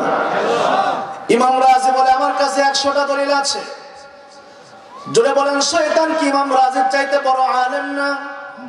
হ্যাঁ, কানা মুআল্লিমান লিল মালায়েকা, জান্নাত থেকে বের হওয়ার পূর্বে তো সে মুআল্লিমুল মালায়েকা ছিল, ফেরেশতাদের শিক্ষক ছিল। এই জন্য তার মধ্যে ইলমের অভাব নাই। শয়তান বলতেছে, আজকে ইমাম রাজিকে সোজা করতে যাব। ওই ইমাম রাজি আল্লাহ আছে না নাই? তিনি বলেন, আল্লাহ তো অবশ্যই আছে। কয় তার দলিল? দলিল কি? কয় আমার কাছে 100টা আছে। কয় একটা একটা করে আমার সম্মুখে আল্লাহর দলিল পেশ করো। ইমাম রাজি রহমাতুল্লাহি আলাইহি একটা একটা করে তার সম্মুখে দলিল পেশ করতেছেন, আর শয়তান এক একটা দলিলগুলোকে খণ্ডন করতেছে, বাতিল ঘোষণা করতেছে। যুক্তির আলোকে ইমাম রাজিও মানতে বাধ্য হচ্ছে। এইভাবে করতে করতে 10টা 20টা 50টা 80টা শেষ, 90 95 99টা দলিল পর্যন্ত শয়তানের সম্মুখে শেষ হয়ে গেছে ইমাম রাজির। তর্ক যুদ্ধের মধ্যে যখন আর একটা দলিল বাকি আছে, এখন ইমানটা একদম ছোঁয়া অবস্থায়। এই একটা দলিল যদি সে পেশ করতে সক্ষম না হয়, টিকাইতে না পারে, তাহলে তার ইমান টিকানো বড় মুশকিল। শয়তান ধরে ফেলবে, তোমার কাছে 100টা দলিল ছিল, 100টা দলিল নস্যাৎ করে ফেলেছি, সুতরাং তোমাকে মানতে বাধ্য হতে হবে যে আল্লাহ বলতে কেউ নাই। কথা বলেন না। ইমাম রাজি এখন বিপদের মধ্যে আছেন কি আছেন না? 99টা দলিল পেশ করার পরে ইমাম রাজির নিকটে আর মাত্র একটা দলিল যখন আছে, ইমাম রাজি রহমাতুল্লাহি আলাইহি বড় টেনশনের মধ্যে আছে।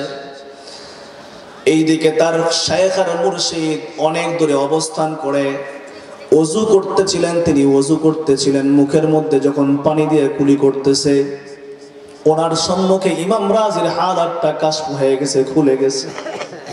সুবহানাল্লাহ, জোরে বলেন। আল্লাহর ওলিদের কাশফ হয়, কাশফ বুঝেন? হ্যাঁ, অন্তরচক্ষু খুলে যায়, অনেক দূরবর্তী জিনিস তার চোখের সামনে চলে আসে। এটা বোঝাটা বড় সহজ বর্তমান সময়ে।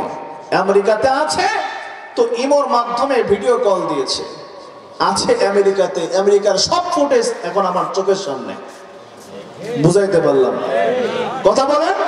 এটা এক ধরনের কাশফ, আর কি যান্ত্রিক কাশফ, খুলে গেছে। ওমর আব্দুল খাত্তাব রাদিয়াল্লাহু তাআলা আনহু মদিনার মিম্বরের সেই মেহরাব, মিম্বরটা ছিল তার মাসনাদে খেলাফত। খেলাফতের আমলে যুদ্ধের জন্য পাঠিয়েছেন সাহাবায়ে কেরামকে 200 কিলোমিটার দূরে। জোরে বলেন, কত কিলোমিটার? 200 কিলোমিটার দূরে পাঠিয়েছেন। সাহাবায়ে কেরামের সেই যুদ্ধের দল যেই পাহাড়ের প্রান্তরে রয়েছে, সেই পাহাড়ের পেছনে শত্রু অপেক্ষা করছে, এখানে আসবে তো অতর্কিত হামলা হবে। দিনটা ছিল জুমার দিন। খলিফাতুল মুসলিমিন ওমর ইবনুল খাত্তাব যখন মিম্বরে দাঁড়িয়ে খুতবা দিচ্ছেন, শত শত সাহাবায়ে কেরাম মদিনার মসজিদে ওমরের খুতবা শুনতেছে। হঠাৎ খুতবার সময় হযরত ওমর বলে উঠলেন, ইয়া সারিয়া আল জাবাল আল জাবাল, ইয়া সারিয়া আল জাবাল আল জাবাল। ওই যুদ্ধের নেতৃত্ব দিচ্ছিল সারিয়া, হযরত সারিয়া রাদিয়াল্লাহু তাআলা আনহুকে লক্ষ্য করে ওমর বলতেছে 200 কিলোমিটার দূরের সারিয়াকে, হে সারিয়া সাবধান, সামনেই তোমার পাহাড়, পাহাড়ের পেছনে শত্রু অতর্কিত হামলার জন্য প্রস্তুত হয়ে গিয়েছে, সেখানে যেও না। সুবহানাল্লাহ। উপস্থিত সাহাবায়ে কেরাম কিছুই বুঝতেছে না। হঠাৎ করে আলোচনার বিষয়বস্তু পরিবর্তন করে কাকে ডাকে? হযরতে ওমর। কিছু বুঝার নেই। যুদ্ধের দল যখন মদিনায় ফিরে আসছে, হযরত সারিয়াকে সাহাবায়ে কেরাম ধরছে, আচ্ছা বলো তো দেখি, কোন এক জুমায় হযরত ওমর হঠাৎ খুতবার সময় তোমার নাম ধরে ডাকতেছিল আর বলতেছিল ইয়া সারিয়া আল জাবাল আল জাবাল, বিষয়টা কি? হযরত সারিয়া বলে, ও আল্লাহর পয়গম্বরের সাহাবী, আল্লাহ রাব্বুল আলামিনের শুকর আদায় করি, খোদার কসম খেয়ে বলি, ওই দিন হযরত ওমর যে আওয়াজ দিয়েছে, হযরত ওমর যদি আমাদেরকে সাবধান না করতেন, আল্লাহর কসম খেয়ে বলি আমরা নিশ্চিতভাবে শত্রুদের আক্রমণের মধ্যে পড়ে গিয়েছিলাম। জোরে বলেন, হযরত ওমর কেমনে বুঝলেন এটা? আল্লাহর ওলিদের, আল্লাহ ওয়ালাদের অন্তরটা কাশফ হয়, দূরবর্তী জিনিসকে আল্লাহ পাক তাদের অন্তর চক্ষুর সম্মুখে উপস্থাপন করে দেন। হযরত ওমর মদিনার মসজিদের মধ্যে দাঁড়ায় খুতবা দিচ্ছেন, আর 200 কিলোমিটার দূরের সেই দৃশ্য আল্লাহ পাক তার সামনে উপস্থাপন করে দিয়েছেন। শুধু তাই নয়, হযরত ওমর এখান থেকে আওয়াজ দিয়েছেন, এই কি বলে এটাকে, ফাইবার আর ইমোর মতো করে আল্লাহ পাক সেই আওয়াজটাকে সঙ্গে সঙ্গে পৌঁছায় দিয়েছে। তাহলে বোঝা যায় কাশফ হয়। ঠিক আছে তো? হযরত ইমাম রাজি রাহমাতুল্লাহি আলাইহি তার পীর আর মুর্শিদ ওযু করতেছিলেন, এমন সময় তার কাশফ হয়ে গেছে যে তার শাগরিদ ইমাম রাজি রাহমাতুল্লাহি আলাইহি ইমানের বহুত বড় কঠিন অগ্নি পরীক্ষার সম্মুখীন হয়ে গেছে। ইমাম রাজি রাহমাতুল্লাহি আলাইহিকে সাবধান করার জন্য তার মুর্শিদ বললেন, মুখের মধ্যে কুলি করার জন্য যখন পানি নিছেন, পানিটাকে একটু ঝাড়া দিয়ে ফেলছেন, আর বলে, ও ইমাম রাজি তুমি বলে দাও, আল্লাহ রাব্বুল আলামিনের অস্তিত্বকে প্রমাণ করার জন্য কোনো দলিল লাগবে না, বিনা দলিলে আমার আল্লাহ আছে। আল্লাহু আকবার জোরে বল। ইমাম রাজি রাহমাতুল্লাহি আলাইহি বহুত বড় আল্লাহর ওলি, তারও কাশফ হয়ে গেছে। উস্তাদ অনেক দূর থেকে, শত শত মাইল দূর থেকে যখন তাকে সাবধান করেছে, ইমাম রাজি রাহমাতুল্লাহি আলাইহির অন্তর চক্ষু খুলে গিয়েছে। উস্তাদ যখন সাবধান করে দিয়েছে, ইমাম রাজি রাহমাতুল্লাহি আলাইহি তার মেধা বিকশিত হয়ে গিয়েছে। ঠিকই তো বলেছেন, আমার কাছে মাত্র আছে আর একটা দলিল, এই দলিলটা যদি শেষ হয়ে যায় তাহলে আমি তো বেঈমান হয়ে যেতে বাধ্য হয়ে যাব, শয়তানের সম্মুখে হেরে যাব। উনি যে শয়তান এখনো পর্যন্ত ইমাম রাজি বুঝতে পারেন নাই। উস্তাদ যখন বলেছে, বলে দাও কোনো দলিল লাগবে না, বিনা দলিলে আল্লাহ আছেন, এটাই সঠিক, ইমাম রাজি তখন বুঝতে পারছে এটা কোনো সাধারণ মানুষ নয়, এটা হলো শয়তান। শয়তানকে ডাক দেয়া বলে, ও শয়তান, আমি এখন তোমার সামনে সারেন্ডার করছি, এখন এটা বলতেছি আল্লাহ পাক রব্বুল আলামিন যা আছেন এটার জন্য আমার 100-200 দলিলের প্রয়োজন নাই, বিনা দলিলে আমার আল্লাহ রব্বুল আলামিন আছে। শয়তান মুস্কি মুস্কি হাসে আর বলে, যদি এই কথাটা না বলতি তোর ঈমান আজকে নিয়েই ছাড়তাম। তাহলে বোঝা গেল আল্লাহকে চেনার জন্য দলিল লাগে। ওই যে বলছে, तू दिल में तो आता है समझ में नहीं आता, तू दिल में तो आता है समझ में नहीं आता, बस जान गया मैं तेरी पहचान यही है।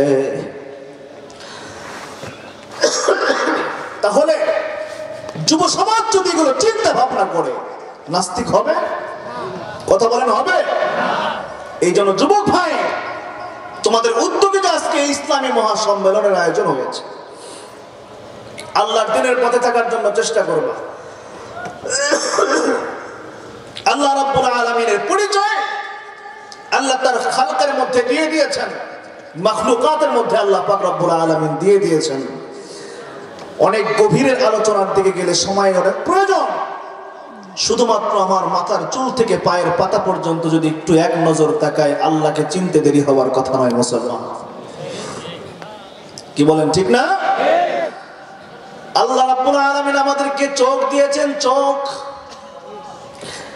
কোন কোন বর্ণনায় পাওয়া যায় এক একটা চোখের মধ্যে আল্লাহ পাক 13,000 ক্যামেরা ফিট করেছেন। সুবহানাল্লাহ। 13,000 ক্যামেরা, প্রত্যেকটার তারগুলো দেখার জন্য এরকম চর্মচক্ষু দিয়ে দেখা সম্ভব নয়, মাইক্রোস্কোপের দরকার হয়। কথা বলেন, ঠিক না? এগুলোর অবস্থান এমন যে এগুলো একটার তার আর একটার সঙ্গে জয়েন্ট লাগে না। আল্লাহ পাক রব্বুল আলামিন এত সূক্ষ্মভাবে বানাইছেন, যদি একটার তার আর একটার সঙ্গে লেগে যেত তাহলে এই যেরকম সোজা আমরা দেখতাম না, সবকিছু উল্টা পাল্টা দেখতাম। তাহলে দুইটা চক্ষুর মধ্যে আল্লাহ পাক 26 কোটি ক্যামেরা ফিট করছেন।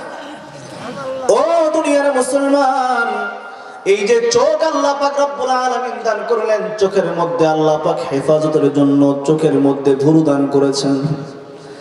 আল্লাহ বলে, বান্দা দেখতে বড় কষ্ট হবে, বান্দার চোখের মধ্যে ধুলো বলে যেতে পারে, এই জন্য ধুলোর থেকে হেফাজত করার জন্য আমি আল্লাহ পাপড়ি দিয়ে দিছি। একটু কি আমরা কখনো চিন্তা করি চোখের মধ্যে পাপড়ি গজায় কেন? কখনো ভাবি নাকি? বুঝেন নাই? চোখটাকে সর্বপ্রথম হেফাজতের জন্য আল্লাহ পাক একটা শাটারের ব্যবস্থা করেছেন। দোকানের শাটার আছে না? শাটার লাগাই কি লাগাই না? সেকেন্ডের মধ্যে কতবার আমরা শাটার খুলতেছি আর লাগাইতেছি, কোনো শব্দ নাই। সুবহানাল্লাহ জোরে বলে। তালার প্রয়োজন হয় না। হ্যাঁ, সুন্দর করে শাটারের ব্যবস্থা আল্লাহ করেছেন যেন ধুলাবালি না ঢুকে যায়, হেফাজতের জন্য। আবার যখন চোখটা খুলবে, শাটার খুলবে, তখন যেন ধুলা না ঢুকে যায়, এই জন্য আল্লাহ চোখের মধ্যে পাপড়ির ব্যবস্থা করেছেন। পাপড়িগুলো নিচের দিকে দেওয়া নয়, তাহলে লাভ কি হতো? শাটার খুললেও তো দেখা যাইতো না। কথা বলেন? এই জন্য আল্লাহ রাব্বুল আলামিন চোখের পাপড়িগুলো দিয়েছেন সবগুলো উপরের দিকে বাঁকানো। সুবহানাল্লাহ। আবার বান্দার চোখের মধ্যে সূর্যের তাপ লেগে চোখটার মধ্যে ধাঁধিয়ে যাবে, এই জন্য আল্লাহ পাক রব্বুল আলামিন একটা সুন্দর করে জানালার মধ্যে যেরকম একটা ব্যবস্থা করে সানসেট থাকে, আল্লাহ সানসেটের ব্যবস্থা করে ভুরুটাকে একটু আগায়া দিয়ে দিছে। চোখটা থাকে ভেতরে, ভুরু থাকে একটু কি আগানো। আল্লাহু আকবার।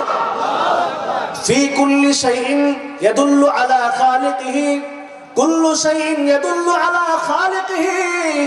প্রত্যেকটা আল্লাহর সৃষ্টি, সব কিছু তার স্রষ্টার প্রমাণ বহন করে। শুধুমাত্র চোখের মধ্যে গবেষণা করলে আল্লাহর পরিচয় খুঁজে পাওয়া যায়। আল্লাহকে চেনা বড় কঠিন কিছু নয়। আল্লাহ পাক রব্বুল আলামিন আমাদেরকে বুঝার তৌফিক দান করেন। আমিন। আরেকটু তাহলে ইমামে আযম আবু হানিফা রাহমাতুল্লাহি আলাইহির একটা কথা আপনাদেরকে বলে যেতে মনে চাচ্ছে। হুজুরের নির্দেশ, বহুত ভালো আলেম, বড় আলেম, আজকে সভাপতি হযরত মাওলানা মুফতি আশরাফ। ও আচ্ছা, তো হযরত ইমামে আযম আবু হানিফার নাম শুনছি তো আমরা। কথা বলেন, কে সে? আমরা যেই মাযহাবের অনুসারী, সেই মাযহাবের ইমাম, ইমামুল আযম ইমাম আবু হানিফা রাহমাতুল্লাহি আলাইহি। বহুত বড় পৃথিবীর বিখ্যাত ব্যক্তিত্ব ছিলেন, যার প্রশংসা করলে এই মুহূর্তে শেষ করার মতো নয়। ইমাম আবু হানিফা রাহমাতুল্লাহি আলাইহি বাগদাদের দাজলা নদীর উপরে বসবাস করতেন। আর ওই সময়ের দারুল খেলাফতের মসনদ হলো দাজলার এপারে শহরে অবস্থিত। বাগদাদের মধ্যে একজন নাস্তিকের আবির্ভাব হলো। কার আবির্ভাব হলো? নাস্তিকের পরিচয় আমি আপনাদের সম্মুখে প্রথমেই পেশ করেছি। নাস্তিক বলে আল্লাহ বলতে কেউ নাই, সৃষ্টিকর্তা বলতে কেউ নাই। সে তার মুখটা খুলে খুলে এরকম নাস্তিকতা প্রকাশ করে চলেছে বড় স্পর্ধার সাথে। বাগদাদের মধ্যে ঢুকে গিয়েছে খলিফা হারুনুর রশিদ রাহমাতুল্লাহি আলাইহি। সময়ের খলিফা হারুন রশিদ নয়, ভুল বলেছি, এই মুহূর্তে নামটা ভুলে গেলাম। খলিফা মাহদি। সুবহানাল্লাহ জোরে বলেন। খলিফা মাহদীর জামানা শহরের মধ্যে যখন এরকমের স্পর্ধা দেখাচ্ছে, আল্লাহ বলতে কেউ নাই, সাধারণ আলেমরা তার মোকাবেলা করতেছে। এই তুমি কেমনে বলো আল্লাহ বলতে কেউ নাই, সৃষ্টিকর্তা বলতে কেউ নাই, তুমি কিভাবে বলতেছো? সে তার প্রমাণ পেশ করে আলেমদেরকে ধরাশায়ী করে ফেলতেছে। কেউ তার সামনে দলিলের মাধ্যমে টিকে না। এই জন্য নাস্তিক সে তো বড় বীরত্বের সঙ্গে বলে, আমার সঙ্গে মোকাবেলা করার মতো এই পৃথিবীর জমিনে এমন কোন আলেম পয়দা হয় নাই যে আমার সামনে আল্লাহর অস্তিত্বকে সে প্রমাণ করে দেখিয়ে দেবে। নাউজুবিল্লাহ জোরে বলেন। মুসলমানদের জন্য বড় চ্যালেঞ্জ হলো কিনা কথা বলো। এই খবর ছড়াতে ছড়াতে খলিফা মাহদীর দরবার পর্যন্ত পৌঁছে গেছে। খলিফা মাহদী বলেছে, ওই লোকটাকে ডাকায় নিয়ে আসছে। বলে তুমি কি বলতে চাও? বলে আমি এটা বলতে চাই যে সৃষ্টিকর্তা বলতে কেউ নাই। আসমান জমিন পাহাড় পর্বত খাল বিল নদী নালা যা দেখা যায় সবকিছু ন্যাচারালি হয়েছে, এমনি হয়েছে, নাস্তিকদের বক্তব্য। খলিফা মাহদী বলে তোমার সঙ্গে মোকাবেলা করবে।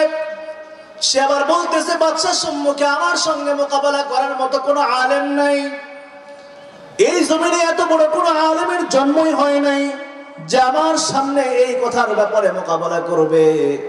খলিফা মাহদী বলে আচ্ছা তাই নাকি, আমি পূর্ব ঘোষণা করতেছি তোমার সঙ্গে মোকাবেলা করবে নু'মান ইবনে সাবিত, ইমামুল আযম, ইমাম আবু হানিফা রাহমাতুল্লাহি আলাইহি। কারণ ইমাম আযম আবু হানিফার নাম ঘোষণা হয়ে গেছে বাদশাহ দরবারের পক্ষ থেকে। বাদশাহ ঘোষণা করলেন ইমাম আযম তোমার মোকাবেলা করবে। আচ্ছা তাই নাকি? তো ইমাম আযম সম্পর্কে নাস্তিক বহুত জানাশোনা করলো, খোঁজ খবর নিল, শুনলেন বহুত বড় আলেম, বহুত বড় জ্ঞানী, বহুত বড় বুদ্ধিজীবীও, বহুত বড় ফকি, বড় আলেম। আচ্ছা ভালো কথা। তো বাদশাহ খলিফা মাহদী তখন সময়টাও ঘোষণা করে দিয়েছেন যে ঠিক আছে, রাত্রি ইশারের নামাজের পরে ঠিক রাত্র 9টা বেলায় আমার এই সিংহাসনের সম্মুখে, আমার এই দারুল খেলাফতের মধ্যে আমার এখানে একটা মজলিস হবে। সমস্ত উজির ওজারা থাকবে, সমস্ত মন্ত্রী এমপিরা থাকবে, সকলের সম্মুখে ইমামে আজম তোমার মোকাবেলা করবে। সুবহানাল্লাহ। আল্লাহ বড় মজার কথা। তো খলিফা ফরমান পাঠাইছেন, যাও ইমামে আজমকে খবর শুনে আসো। বাদশার ফরমান। চলে গেছে একজন খবর দেনেওয়ালা, দজলা পার হয়ে ইমামে আজমের বাড়িতে যায়, বলে বাদশার পক্ষ থেকে ফরমান আসছে, বাদশাহ আপনাকে রাত্র 9টায় সেখানে উপস্থিত থাকার জন্য বলেছেন। বলে বিষয়টা কি? বলে বিষয় হলো এরকম একজন নাস্তিকের আবির্ভাব হয়েছে, সে বলে যে তার সঙ্গে মোকাবেলা করার মতো কেউ নেই, বাদশার পক্ষ থেকে আপনার নাম ঘোষণা হয়েছে, আপনি তার মোকাবেলা করবেন। তো বলছি ঠিক আছে যাও, আমি সময় মতো ইনশাআল্লাহ উপস্থিত হয়ে যাব। এই ঘটনা আমি নিজে বানায় বলছি না, আমার আব্বার উস্তাদ মুহতারাম হযরতুল আল্লাম কারি তাইয়্যিব সাহেব রাহমাতুল্লাহি আলাইহির খুতবাতের মধ্যে এটা লিখেছেন তিনি। ইমাম আযম বলছেন যাও, ঠিক সময় মতো পৌঁছে যাব। লোকটা চলে আসছে, রাত্র হয়ে গেল। বাদশা নামদার তাদের জন্য সুন্দর করে মুখোমুখিতে চেয়ারের আসন গড়িয়েছেন। একটার মধ্যে বসবে টাটকা নাস্তিকটা, আর একটার মধ্যে কে? ঘটনা না বুঝলে তো হবে না। কে বসবেন? ইমামে আজম। ঠিক ইমামে আজমের চেয়ারটা বাদশাহ খলিফা মাহদীর সেই চেয়ারের পাশাপাশি এরকম অবস্থা। আলহামদুলিল্লাহ। ইশারের নামাজের পরে সকলে অপেক্ষায় অপেক্ষমান, ইমামে আজম আসবেন। নাস্তিক আগে থেকে উপস্থিত হয়ে গেছে। রাত্র 9টা পার হয়ে 9:30 ইমামে আজমের খবর নেই। 10টা, সকলেই ঘড়ির দিকে তাকায় আছে, ব্যাপারটা কি? 10টা বাজে, এখন ইমামে আজমের কোনো খবর নেই। 10টা পেরিয়ে 11টা বাজলো। এদিকে এই নাস্তিকের মধ্যে এক ধরনের আনন্দ আর প্রফুল্লতা কাজ করছে। সে বলছে দেখেছেন, আমি যে বলেছি আমার সঙ্গে মোকাবেলা করার মতো এরকম স্পর্ধা কারো নাই, এতটা ইলম কারো নাই। এই জন্য ইমামে আজম ভয় পেয়ে সে এই দরবারে উপস্থিত হচ্ছে না। বলার কথা কি না? কথা বলেন, প্রেক্ষাপটটা তো তাই দাঁড়ায় গেছে। সমস্ত ওজির ওজারাদের মনটা ছোট হয়ে যাচ্ছে, বাদশার মুখের দিকে তাকানো যাচ্ছে না। 11টা পর্যন্ত বেজে গেল, 2 ঘন্টা ওভার হয়ে গেল, এখনো ইমামে আজমের খবর নাই। আর এইদিকে সে শুধুমাত্র লাফাচ্ছে, শুধু লাফাচ্ছে। দেখছো, আমার সঙ্গে মোকাবেলা করবে এরকম কেউ নেই, ভয়েই সে আসে নাই। যখন আমার নাম শুনছে তখন সে 11টা বাজে, এখনো পর্যন্ত আসে না। বাদশা অপেক্ষা করে বলে আরেকটু অপেক্ষা করি। তো 11:30 বাজে, 11:15 বাজে। যখন ঘড়ির কাঁটা কথার কথা 12টার দিকে যখন আগাচ্ছে, তখন দেখা যাচ্ছে যে ঠিক মেন ফটক দিয়ে একজন গাম্ভীর্য স্বরে উঁচু লম্বা করে একজন আলেম ঢুকতেছেন। তার নাম নু'মান ইবনে সাবিত, ইমামুল আযম, ইমামে আবু হানিফা। এসে তার আসনে বসছেন। বাদশাহ শুধু ঘাটটা কাট করে বললেন যে হযরত, শাহী ফরমান ছিল 9টায় আসবেন, দেরি হলো কেন? বাদশাহ জিজ্ঞাসা করছেন আদবের সাথে, আলহামদুলিল্লাহ বলেন। আমগো থেকে তো আদব উঠে গেছে, কথা বলেন ঠিক না বেটি? হুজুর ওয়াজ করেন, একদম একদম ওয়াজ করবেন। উরি বাবা, আছে না এরকম? এরকম আল্লাহর ওলি আছে না সমাজে 2-1 জন? আপনি ওয়াজ করেন, লাগে যেমন ঠিকাদারে নিয়ে আসা হয়েছে, উনি ওয়াজ করতে বললে ওয়াজ করা লাগবে। কখনো বেদবি করতে হয় না ওলামা ইকরামের সাথে, কথা বলেন ঠিক না? বাদশাহ খলিফা মাহদি, এত জলিলুল কদর একজন খলিফা, সে আদমের সাথে বলছেন যে হযরত, শাহী ফরমান ছিল এটা, আপনি 9টায় আসবেন, 3 ঘন্টা লেট হয়ে 12টা বাজে। এখন ঠিক দেখেন ঘড়ি কাটা, এখন 12টা বাজে। সুবহানাল্লাহ জোরে বলেন। ঘটনার মধ্যে বরকত আছে, বোঝা যায়। তো 12টা বেজে গেছে, ইমামে আজম আবু হানিফা বসছেন। ইমামে আজম আবু হানিফা রাহমাতুল্লাহি আলাইহি বলছেন, বাদশা নামদার, কেন দেরি হলো এটা কি শুনতে চান? বলে হ্যাঁ। নাস্তিকটা কোথায় বসা? পাশে না, সামনে, একদম মুখোমুখি। কোথায়? মুখোমুখি। তো উনি বাদশার দিকে মুখ ফিরায় বলতেছেন, বাদশা, বড় আশ্চর্যপূর্ণ ঘটনা, যা জীবনে কখনো আমি দেখি নাই। এত বড় একটা আশ্চর্য ঘটনা আমার জীবনে আমি কখনো দেখি নাই বাদশা। যা দেখেছি, মানে এই দিক থেকে সেই দিক থেকে বলে পুরা একটা মজলিসের মধ্যে একটা প্রভাব বিস্তার করছেন ইমাম আজম আবু হানিফা। বলে ব্যাপারটা কি খুলে বলেন। মানে বাদশাকে যতই বলে বাদশা আরো বেশি আগ্রহী হয়, আচ্ছা ব্যাপারটা কি বলেন তো, তাহলে দেখি তো, একটু শুনি তো, তাহলে দেখি। তো বলে যে বাদশা, বড় আশ্চর্যের ঘটনা। কি হয়েছে?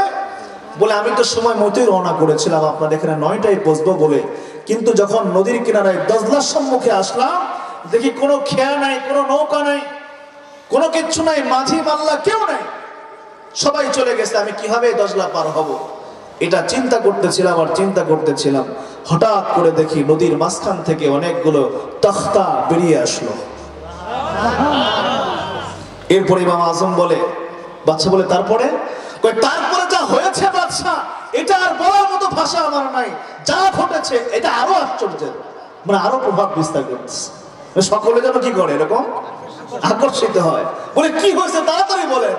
বলে দেখলাম যে এই কাঠগুলো এমনি এমনি নিজের থেকেই কোত্থেকে প্যারাক আসলো, লোহা আসলো, একটার সাথে আর একটা ফিটিং হয়ে গেল।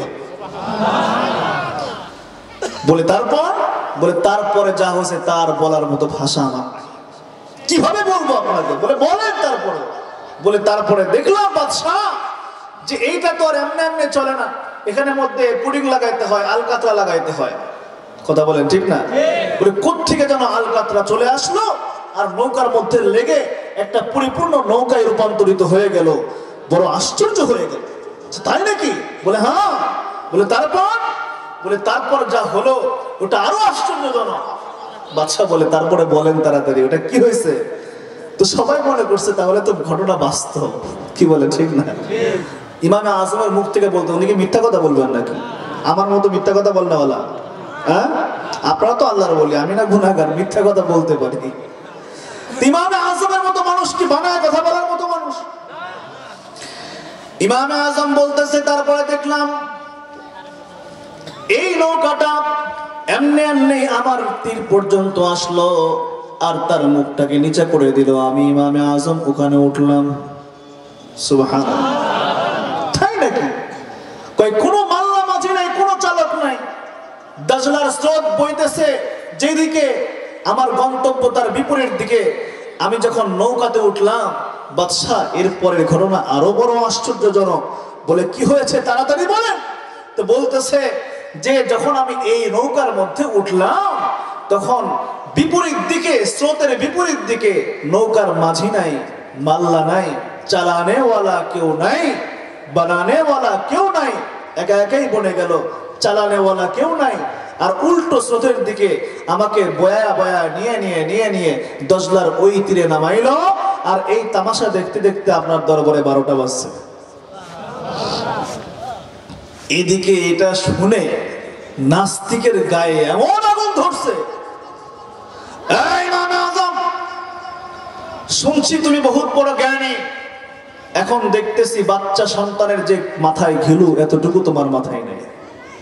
পুরি বাপ রে বাপ, আমি শুনেছি তুমি বহুত বড় জ্ঞানী, বহুত বড় আলেম, তোমার প্রশংসা শুনেছি, কিন্তু আমি এখন যা দেখলাম তোমার মাথায় মগজ বলতে কিছু নাই। বলে কেন? ইমামে আজম প্রশ্ন করছেন, কেন, ব্যাপারটা কি? বলে এটা কখনো সম্ভব না। কোন গাছ কাটনেওয়ালা নাই, এমনি এমনি গাছ কেটে তক্তা হয়ে যায়।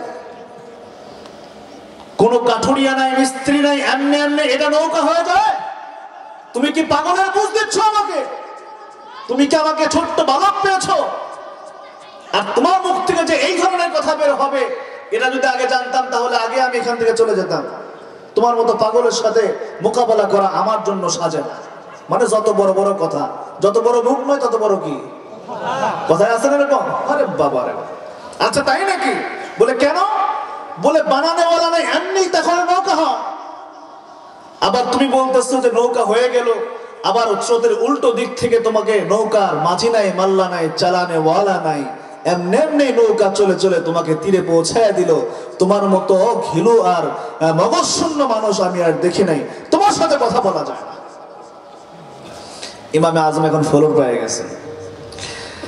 ইমামে আজম রাহিমাহুল্লাহু তাআলা ডাক দিয়া বলে, ও ভাই, সামান্য একটা নৌকা, গাছ কাটনেওয়ালা না থাকলে যদি গাছ না কাটা হয়, মিস্ত্রি আর কাঠুরিয়া না থাকলে যদি নৌকার বানানেওয়ালা না থাকলে যদি নৌকা না বনে, নৌকার চালক না থাকলে যদি সামান্য একটা নৌকাই তো এটাই যদি তোমার ভাষায় চলতে না পারে, তাহলে এত বড় বিশাল আসমান, এত বড় বিশাল জমিন, এত বড় চন্দ্র সূর্য, এটা কি তুমি বলতে চাও একা একাই চলে নাকি? যদি সামান্য নৌকা চালানেওয়ালা না থাকলে না চলতে পারে, এত বড় বিশাল আসমান আর সূর্য চন্দ্র বানানেওয়ালা ছাড়া একা একাই হয় নাই, চালানেওয়ালা না থাকলে একা একাই চলতে পারে না। ইমামে আজম আবু হানিফা রাহমাতুল্লাহি আলাইহি বলতে গেলে এক ধরনের নাটক সাজায় নিয়ে আসছেন। ইচ্ছাকৃতভাবে দেরি করে আসছেন যাতে করে এই নাস্তিকের মুখের মধ্যে চুনকালি মারা যায়। ও নাস্তিক, তুমি নিজেই দাবি করেছো নৌকা, সামান্য নৌকা চালানেওয়ালা না থাকলে চলে না, বানানেওয়ালা না থাকলে বনে না, তাহলে এত বড় বিশাল সাত আসমান আর জমিন, এটাও নিশ্চয় একজন বানানেওয়ালা আছে। তাই প্রমাণ হয়ে গেল আল্লাহ বলতেন একজন আছে, আল্লাহ ছাড়া, রব্বুল আলামিন ছাড়া এটা একা একাই হয় না। এক কথা ইমাম আজম আবু হানিফা শেষ করে দিলেন, মজলিস খতম হয়ে গেল। এই জন্য আহলে ইলম, আহলে ফারাসাত, আহলে দিল, আল্লাহ ওয়ালা বুজুর্গ যারা হয়, তারা আল্লাহ পাক রব্বুল আলামিনকে দিল দিয়ে চেনে। নাস্তিকের সাথে কথা বলে সময় নষ্ট করার মতো সময় আবু হানিফার মতো মানুষের নাই। এই জন্য তিনি সুন্দর করে সাজিয়ে নিয়ে আসছেন যাতে মুহূর্তের মধ্যে তাকে ধরাশায়ী করা যায়। আল্লাহ পাক রব্বুল আলামিন এই জন্যই বলছেন, ইন্না ফি খালকিস সামাওয়াতি ওয়াল আরদি ওয়া ইখতিলাফিল লাইলি ওয়ান নাহার লাআয়াতিন লিউলিল আলবাব। আল্লাহ পাক রব্বুল আলামিন বলেন, আসমান আর জমিনের সৃষ্টির মধ্যে, রাত্র দিনের পরিবর্তন আর বিবর্তনের মধ্যে আমি আল্লাহ পাক রব্বুল আলামিনের জন্য, তোমাদের জন্য আমি আল্লাহর পরিচয় রেখে দিয়েছি। একটু জ্ঞান দিয়ে ভাবো, নাস্তিক হবে না, নাস্তিক হবে না। আমার পরিচয় নিয়েই তুমি কবরে যাইবা। কথা বলেন ঠিক না বেঠিক? এইটার একমাত্র কারণ বর্তমান নাস্তিক কেন হয়, ওই যে প্রথমে টাচ দিয়েছিলাম, সকালবেলার সাবাহি মাকতুবের এই রত্ন প্রথা সমাজ থেকে উঠে যাওয়ার কারণে। আমার কথাটা বুঝেন নাই? আপনারা যারা মোটামুটি মাঝ বয়সে আছেন, মুরব্বী আছেন, তারা কালেমা কোন জায়গা থেকে শিখছেন? মসজিদের থেকে। ইমানে মুজমাল, ইমানে মুফাসসাল, কালেমায়ে তাইয়্যিবা, কালেমায়ে শাহাদাত, দুআয়ে কুনুত ইত্যাদি ইত্যাদি। কথা বলেন না? হ্যাঁ, এখন কি পাওয়া যায় এগুলা? সকালবেলার মাকতুব নাই। কেন নাই? 5 মিনিটে কথা বলে শেষ করে দেব। খ্রিস্টানদের পক্ষ থেকে এজেন্ডা বাস্তবায়নের জন্য যাকে নির্ধারণ করা হয়েছিল, সেই মাদার তেরেসার ইতিহাস। মাদার তেরেসা মৃত্যুর আগে বলে গিয়েছিল, হে খ্রিস্ট সমাজ, শোনো, মুসলমানদের সন্তানদের কলিজা থেকে ঈমানকে বের করে তাদেরকে মুরতাদ বানানো, তাদেরকে খ্রিস্টান বানানো সম্ভব নয়। তবে একটা পন্থা আছে, বলে যতদিন পর্যন্ত মুসলমানদের সমাজে সাবাহিয়ার সকালবেলার কোরআনে বক্তব্য চালু থাকবে, ততক্ষণ পর্যন্ত ওই সমাজের কোন মুসলমানকে নাস্তিক বানানো সম্ভব নয়। এই অভিজ্ঞতার কথা মাদার তেরেসা বুঝছে, আর আমরা মুসলমান এটা বুঝতে পারি না। খ্রিস্টানরা তখন চক্রান্ত শুরু করলো, ফজরের পরে সন্তানরা যেন মক্তবের মধ্যে কোরআন বুকে পড়ে হুজুরের সম্মুখে পড়তে না যায়, এটার জন্য কি ব্যবস্থা করতে হবে? আপনারা দেখেছেন, আপনারা যখন স্কুল কলেজে পড়ছেন, স্কুল লাইফে যখন পড়েছেন, স্কুল ছিল একদম সকাল 10টায়। কথা বলেন না কেন? অবাস্তব বলতেছি? আমি স্কুলের বারান্দা দিয়েও হাঁটি নাই, কিন্তু যারা পড়ছে তাদেরকে তো দেখছি আমি। এরা সকাল 10টায় যাইতো। কেন সকাল 10টায় রাখা হয়েছে? সকালবেলা যেন মুসলমানের সন্তান বুকের মধ্যে কোরআন ধারণ করে মক্তবে যায় আল্লাহর তাওহীদের বাণী শিক্ষা গ্রহণ করে। তারা এটাকে চক্রান্তের মধ্যে নিয়ে আসলো, এটাকে বন্ধ করতে হবে। এই জন্য সকালবেলায় মর্নিং কিন্ডারগার্টেনের ব্যবস্থা করতে হবে। করেছে কিনা? যেই বাবা মা কখনো আজান, ফজরের আজান কোন দিক দিয়ে হয়, কোন দিক দিয়ে সূর্য ওঠে টের পাইতো না, ফজরের আজান কাকে বলে বুঝতে পারে না, ফজরের নামাজ কেমনে পড়তে হয় জানে না, ফজরের সময় যদি বাইরে ছেড়ে দেওয়া হয় গোটায় গোটায় মসজিদ খুঁজে পায় না। কথা বলেন না কেন? এই বাবা মা, ওরে বাপ রে বাপ, শীতের দিনে সন্তানকে মর্নিং স্কুলে পড়াইতে যেতে হবে, সকালবেলা ফজরের পর পর নিয়ে যেতে হবে, ওকে ঘুম থেকে উঠাতে হবে, ওর জন্য টিফিন রেডি করতে হবে, ওর জন্য নাস্তা তৈরি করতে হবে। বাবা মা দুজনই একসাথে উঠে, একজন কোটে আর একজন বাটে, সবকিছু মিলে নাস্তা তৈরি করে টিফিন রেডি করে আমি সকালবেলা মসজিদ থেকে বের হয়ে সাথে সাথে মাদ্রাসার দিকে রওনা করি। আমি দেখি যে ওই আল্লাহর বান্দা আসতেছে, সওয়াল নিয়ে। সওয়াল বলি আমরা এটা আর কি গ্রামের ভাষায়, মানে বাচ্চাটাকে নিয়ে শীতে কাঁপতেছে বাচ্চা, ওই যে তার একটা স্কুলের যে ড্রেস আছে, এর চেয়ে বেশি তো কিছু নেই, বাস শীতে কাঁপতেছে। তবে আমি চিন্তা করলাম যে এখন সকালবেলা কেন? ওহো, ওদের তো মর্নিং স্কুল রয়েছে। কি বলেন, ঠিক না? তাহলে দেখেন, আজান কোন দিক দিয়ে হতো সে বুঝতে পারতো না, কিন্তু সন্তানকে নিয়ে যেতে হবে কোথায়? মর্নিং কিন্ডারগার্টেনে নিয়ে যেতে হবে। এই জন্য তাহাজ্জুদের আগে উঠছে, উঠে টিফিন রেডি করে সন্তানকে অন্ধকার অন্ধকার, এখনো ফজরের নামাজের রক্ত বাকি আছে, ওই সময় সে তার সন্তানকে স্কুলের দিকে রওনা করাইছে। জোরে বলেন, এটা কি মুসলমানের সিদ্ধান্ত না কাফেরদের চক্রান্ত? কথা বলেন। তাতে কি হলো? এখন সন্তান যেন সকালবেলায় মক্তবে যাওয়ার জন্য কোনো সুযোগ না পায়, সে সকালবেলাতেই সে মর্নিং স্কুলের দিকে রওনা করলো। সেখানে 9টা থেকে 10টা এই পর্যন্ত ক্লাস হয়, জানেন না আপনারা? এর চেয়ে বেশি কিন্তু হয় না। এরপরে এই ইত্যাদি ফাজলামি, চারুকলা, এটা সেটা, এগুলা করতে করতে সময় শেষ, যেন সকালবেলার মক্তব বন্ধ হয়ে যায়। এখন বন্ধ হলো তো? জোরে বলেন। আপনারা কৃষক মানুষ, অনেকে খেতে খামারে কাজ করেন, সকালবেলা উঠে ক্ষুধা লাগে, মাঠে যেতে হবে সকালে সকালে, বউকে আগের থেকে বলে রাখছেন রাত্রেবেলা একটু পান্তা ভাত রেখে দিস, সকালে যেন খেতে পারে। তো সকালবেলা উনি আপনাকে ডিশ ভর্তি পান্তা ভাত নিয়ে এসে দিচ্ছেন, তো একটা কাঁচামরিচ বা 2টা কাঁচামরিচ, গাছের কাঁচামরিচ, খুব বিন্দি মরিচের ঝাল, আর এরকম দেশি পেঁয়াজ, এটাও একটা অন্যরকম ঝাঁঝওয়ালা পেঁয়াজ, সুন্দর করে মাখিয়ে মাখিয়ে লবং দিয়ে, এখানে মরিচ দিয়ে পান্তা ভাত যখন আপনি খাচ্ছেন, কি বলেন, মজা লাগে কি লাগে না? অনেকের জিভে পানি আসছে। কথা বলেন, ঠিক না? আমারই চলে আসে, এটা বড় মজা। মুসলমান বুঝার জন্য বলছি। সকালবেলা দিল, আপনি খেলেন, এখন তো নির্বাচনী সরগরম চলতেছে, কথা বলেন ঠিক না? চেয়ারম্যান সাহেব দাওয়াত দিছে, এই আবুল কালাম আসতে হবে দুপুরবেলা, আমার এখানে ভুঁড়ি ভোজের আয়োজন আছে। বাস উনি সকাল সকালে সমস্ত কাজ বাজ সেরে ক্ষেত থেকে ফারেক হইয়া সকালবেলায় সব কাজ শেষ করে দুপুরবেলায় আসছে চেয়ারম্যান সাহেবের এখানে দাওয়াত। খুব আচ্ছারে একটা মহিষের বিরিয়ানি হয়েছে, সেখানে বিরিয়ানির মম গন্ধ ঘ্রাণ কত সুন্দর লাগে, তাই না? বাস খেসে পেট পড়ে বিকালবেলা আবার মেম্বার সাহেব বসে, বিকালে বাজারে দেখা করিস কোথায়? মেম্বারের এখন প্রচারণা শুরু, বাজারে দেখা করিস তো। বাস বাজারে গেছে, ওখানে যাইয়া কেক খাও, তুমি কেক খাও, পাউরুটি খাও, এক কাপ কি খাও, চা খাও, আরো কিছু খাবা খাও, বা সব কিছু খাওয়াইছে। রাত্রিবেলা আবার ওই পাড়ার একজন মেম্বার সাহেব, উনি আবার দাওয়াত দিচ্ছে। চিন্তা করছেন নি, মানে খাবার আর কি নাই, অভাব নাই। তো রাত্রিবেলায় উনি আবার বকরি মারছে, মানে ছাগল ভুনা করে একদম সুন্দর করে উপস্থাপন করছে।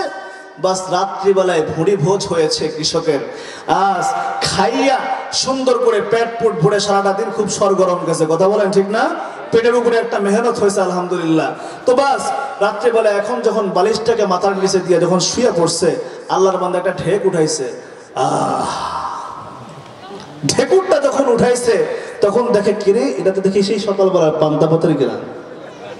সুবহানাল্লাহ, এটা অবাস্তব বলতেছে আমি, এটা অবাস্তব নয়।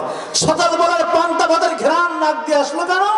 ওহো, খেতে যাওয়ার আগে যে বউকে বলছিলাম যে পান্তা ভাত দিও, ও তো মরিচ দিয়ে আর পেঁয়াজ দিয়ে মাখায় খাইছিলাম, ওই যে সকালবেলার সেই ঘ্রাণটা এখন আসছে। এখন বান্দা বসে বসে শুয়ে শুয়ে চিন্তা করে ব্যাপারটা কি। দুপুরবেলা খাইলাম বিরিয়ানি, বিকালবেলা খাইলাম কেক পাউরুটি আর চা, সাথে একটা স্মোকিং করলাম, এটাও হলো না। রাত্রিবেলায় আবারও যায়া ভুঁড়ি ভোজের আয়োজন হলো, সেটাও খেলাম। এই সব কিছুকে পেছনে ফেলে সকালবেলার সেই পান্তা ভাতের ঘ্রাণ কেন আসলো? চিন্তা করতেছে ও মুসলমান, চিন্তা করে সে পাইছে, ওহো, সকালবেলায় বাসি পেটে যেটা দেওয়া যায় সেইটাই রাত্রিবেলার ঢেকের সঙ্গে তার ঘ্রাণ পাওয়া যায়। কথা বলেন ঠিক না বেঠে? ও মুসলমান, হাফিজ জি হুজুর রহমাতুল্লাহ আলাইহি ইতিহাস পড়েছি দেখি নাই, শুনেছি নির্বাচন করেছিলেন, নির্বাচনী ইশতেহারে ঘোষণা দিয়েছিলেন। হাফিজ জি বলেছিলেন, আমি যদি প্রাইম মিনিস্টার হতে পারি তাহলে বাংলার ৬৪,০০০ গ্রামে ৬৪,০০০ সকালবেলার সাবাহি মক্তব গড়ে তুলব। ওনারা ছিলেন আহলে ফারাসাত, ওনারা ছিলেন অন্তর্দৃষ্টি সম্পন্ন, তারা বুঝেছিলেন এর মর্মটা। এখন আসেন কথায় চলে আসি। যখন আমার আপনার সন্তান সকালবেলায় ফ্রেশ মন নিয়ে কোরআনটাকে বুকে ধারণ করে যখন মসজিদের দিকে কোরআন শেখার জন্য যায়, উস্তাদের সম্মুখে যখন ফ্রেশ মনে বসে যখন তেলাওয়াত শুরু করে, তেলাওয়াত কি? বিসমিল্লাহির রহমানির রহিম, আলহামদুলিল্লাহি রাব্বিল আলামিন, আর রহমানির রহিম, মালিকি ইয়াউমিদ্দিন, ইয়্যাকা না'বুদু ওয়া ইয়্যাকা নাস্তাঈন, ইহদিনাস সিরাতাল মুস্তাকিম, সিরাতাল লাযীনা আন'আমতা আলাইহিম গায়রিল মাগদুবি আলাইহিম ওয়ালাদ-দাল্লিন।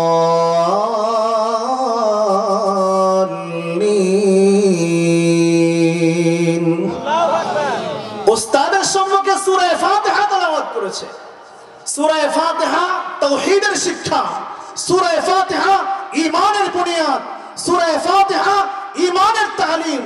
ছোট্ট শিশু কচি বাচ্চা সকালবেলায় ফ্রেশ অন্তর নিয়ে যখন কোরআনটাকে বুকে ধারণ করে আল্লাহর ঘর মসজিদের মধ্যে বসে কোরআনটাকে সামনে রেখে যখন সূরা ফাতিহা তেলাওয়াত করে, আল্লাহ পাকের ঈমান তার অন্তরের মধ্যে বসে যায়, তাওহীদ তার অন্তরের মধ্যে বসে যায়, ঈমান তার অন্তর ভরপুর হয়ে যায়। এই জন্য এই সন্তান 10টায় স্কুলে যাবে, সেখানে স্কুল শেষ করবে, প্রাথমিক শেষ করবে, তারপরে স্কুল শেষ করবে, তারপরে কলেজে উঠবে, সে জাজ হবে, ব্যারিস্টার হবে, উকিল হবে, মুখতার হবে, ইঞ্জিনিয়ার হবে, ডাক্তার হবে, পৃথিবীতে যত ডিগ্রি আছে সবকিছু অর্জন করবে। আমরা ওলামায়ে কেরাম গ্যারান্টি দিয়ে কথা বলতে পারি, খোদার কসম, ওই যে সকালবেলায় পান্তা ভাতের মতো ঈমানের আর তাওহীদের বুনিয়াদ তার বুকে ধারণ করেছিল, খোদার কসম খেয়ে বলি, আপনার এই সন্তান পৃথিবীর যত বড় ডিগ্রিধারী হোক না কেন, আপাতত এতটুকু গ্যারান্টি দেব, কখনো ঈমান হারা হয়ে নাস্তিক হয়ে কবরে যাবে না। কারণ দিনের শেষে তার অন্তরে জাগবে আমি তো তাওহীদের বুনিয়াদ নিয়ে বড় হয়েছি, সকালবেলায় আমার অন্তরের মধ্যে কোরআনের বীজ বুনিয়াদ দেওয়া হয়েছে। এই জন্য এই মর্ম মাদার তেরেসা ওই সময় বুঝেছিল আর বলেছিল, ও খ্রিস্ট সমাজ, যদি মুসলমানদের সন্তানদের অন্তর থেকে ঈমানকে কেড়ে নিতে চাও, নাস্তিক বানাইতে চাও, মুরতাদ বানাইতে চাও, ইহুদি খ্রিস্টান বানাইতে চাও, তাহলে সকালবেলার সাবাহি মাকতাবকে ভেঙে চুরে চুরমার করতে হবে। আর মুসলমানের বাচ্চারা আমরা সেগুলো শুনে বাস ছাগলের 3 নাম্বার বাচ্চার মতো লাফাইতেছি, আর ফজরের আগে উঠে নাস্তা তৈরি করে, টিফিন তৈরি করে সকালবেলার মর্নিং কিন্টার গার্ডেনের দিকে সন্তানকে নিয়ে রওনা করেছি। কথা বলেন ঠিক না ঠিক? এই জন্য বর্তমান সমাজে আজ থেকে 20 বছর আগে নাস্তিকের সংখ্যা যদি গণনা করা হতো, আর বর্তমান সময়ে নাস্তিকের সংখ্যা গণনা করলে কমপক্ষে 50 ভাগ বেশি হয়ে গিয়েছে এখন। একমাত্র কারণ হচ্ছে এই 20 বছরের ডিফারেন্স। আগামী 10 বছরের মধ্যে এই এলাকার মধ্যে কতজন নাস্তিক হবে তার কোনো হদিস নেই। এই জন্য মসজিদের কেন্দ্র করে মাহফিল দিয়েছেন, কর্তৃপক্ষকে বলতে চাই সকালবেলার বক্তব্যটাকে চালু রাখেন ইনশাআল্লাহ। ভবিষ্যতে ইমামের অভাব হবে না, ভবিষ্যতে ইমানদারের অভাব হবে না। আপনার জানাজা পড়ানে বলে একজন সন্তান আপনি খুঁজে পাবেন। এটা যদি বন্ধ করে দেন তাহলে জানাজা পড়ার মতো সন্তান খুঁজে পাবেন না। ফেসবুকে একটা স্ট্যাটাস দেখেছিলাম, সন্তান বাবার জানাজার সম্মুখে দাঁড়াইছে, ইমাম সাহেব আল্লাহু আকবার আল্লাহু আকবার, তৃতীয়বার আল্লাহু আকবার বলার পরে একটা দোয়া আসেনি। কথা বলেন?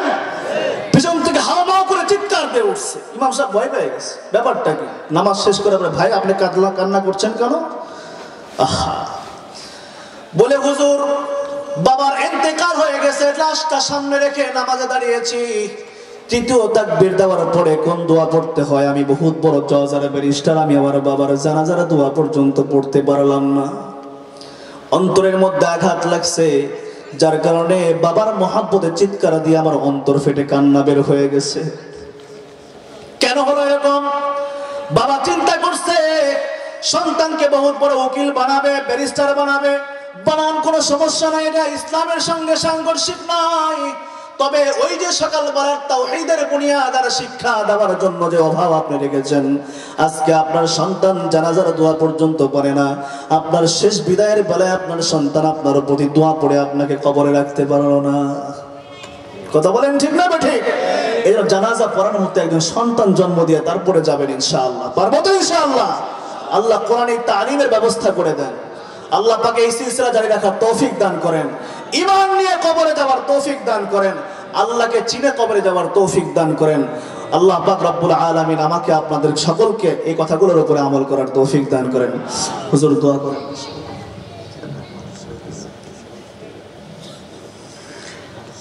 আচ্ছা আচ্ছা, মাদ্রাসা আলহামদুলিল্লাহ, আল্লাহ পাক রব্বুল আলামিন রহম করেন, দয়া করেন আপনাদের উপরে। এখানে নাকি একটা মাদ্রাসা হচ্ছে, এই জন্য এটাকে সহযোগিতা করা লাগবে তো ইনশাআল্লাহ। এখন মনে করছে হুজুর টাকা চাইবো, আমি ওই হুজুর না। সহযোগিতা এটাই হবে, আপনার সন্তানকে দ্বীনি তালিম দিয়ে মাদ্রাসাকে তাজা করেন। এতক্ষণের বয়ান যা বুঝছেন, এটার ফলাফল হলো সন্তানকে দ্বীনি শিক্ষা দেওয়ার ব্যবস্থা করেন, মাদ্রাসাকে শক্তিশালী করেন, দ্বীনি তালিম দেওয়ার ব্যবস্থাকে শক্তিশালী করেন। কারণ চতুর্দিক থেকে আমাদের উপরে আক্রমণ হচ্ছে, সাংস্কৃতিক আক্রমণ। কথা বলেন ঠিক না ঠিক? এই সাংস্কৃতিক আগ্রাসন আমাদেরকে খেয়ে ফেলছে, আমাদের সন্তানদেরকে আমাদের কাছ থেকে দূরে সরিয়ে দিচ্ছে। যার কারণে সন্তানের মহাব্বত, পিতার মহাব্বত, ভালোবাসা, আল্লাহর মহাব্বত, আল্লাহর নবীর মহাব্বত সবগুলোকে সামনে রেখে দ্বীনি শিক্ষার প্রাণ কেন্দ্র মাদ্রাসাগুলোকে আপনারা শক্তিশালী করেন। আমি আশা করছি এই প্রতিষ্ঠান যেখানে এখানে গড়ানো হচ্ছে, এটাতে আপনারা সর্বাত্মকভাবে সহযোগিতা করবেন ইনশাআল্লাহ। কারা কারা করবেন রাজি আছেন? হাত উঠায় দেখান আল্লাহকে। অনেকে হাত উঠায় নাই। আল্লাহ পাক রব্বুল আলামিন সকলকে দ্বীনের মহাব্বত দান করেন, ঈমানের মহাব্বত দান করেন। আল্লাহ ঈমান নিয়ে কবরে যাওয়ার তৌফিক দান করেন। দরুদ শরীফ পড়ি, আল্লাহুম্মা সাল্লি আলা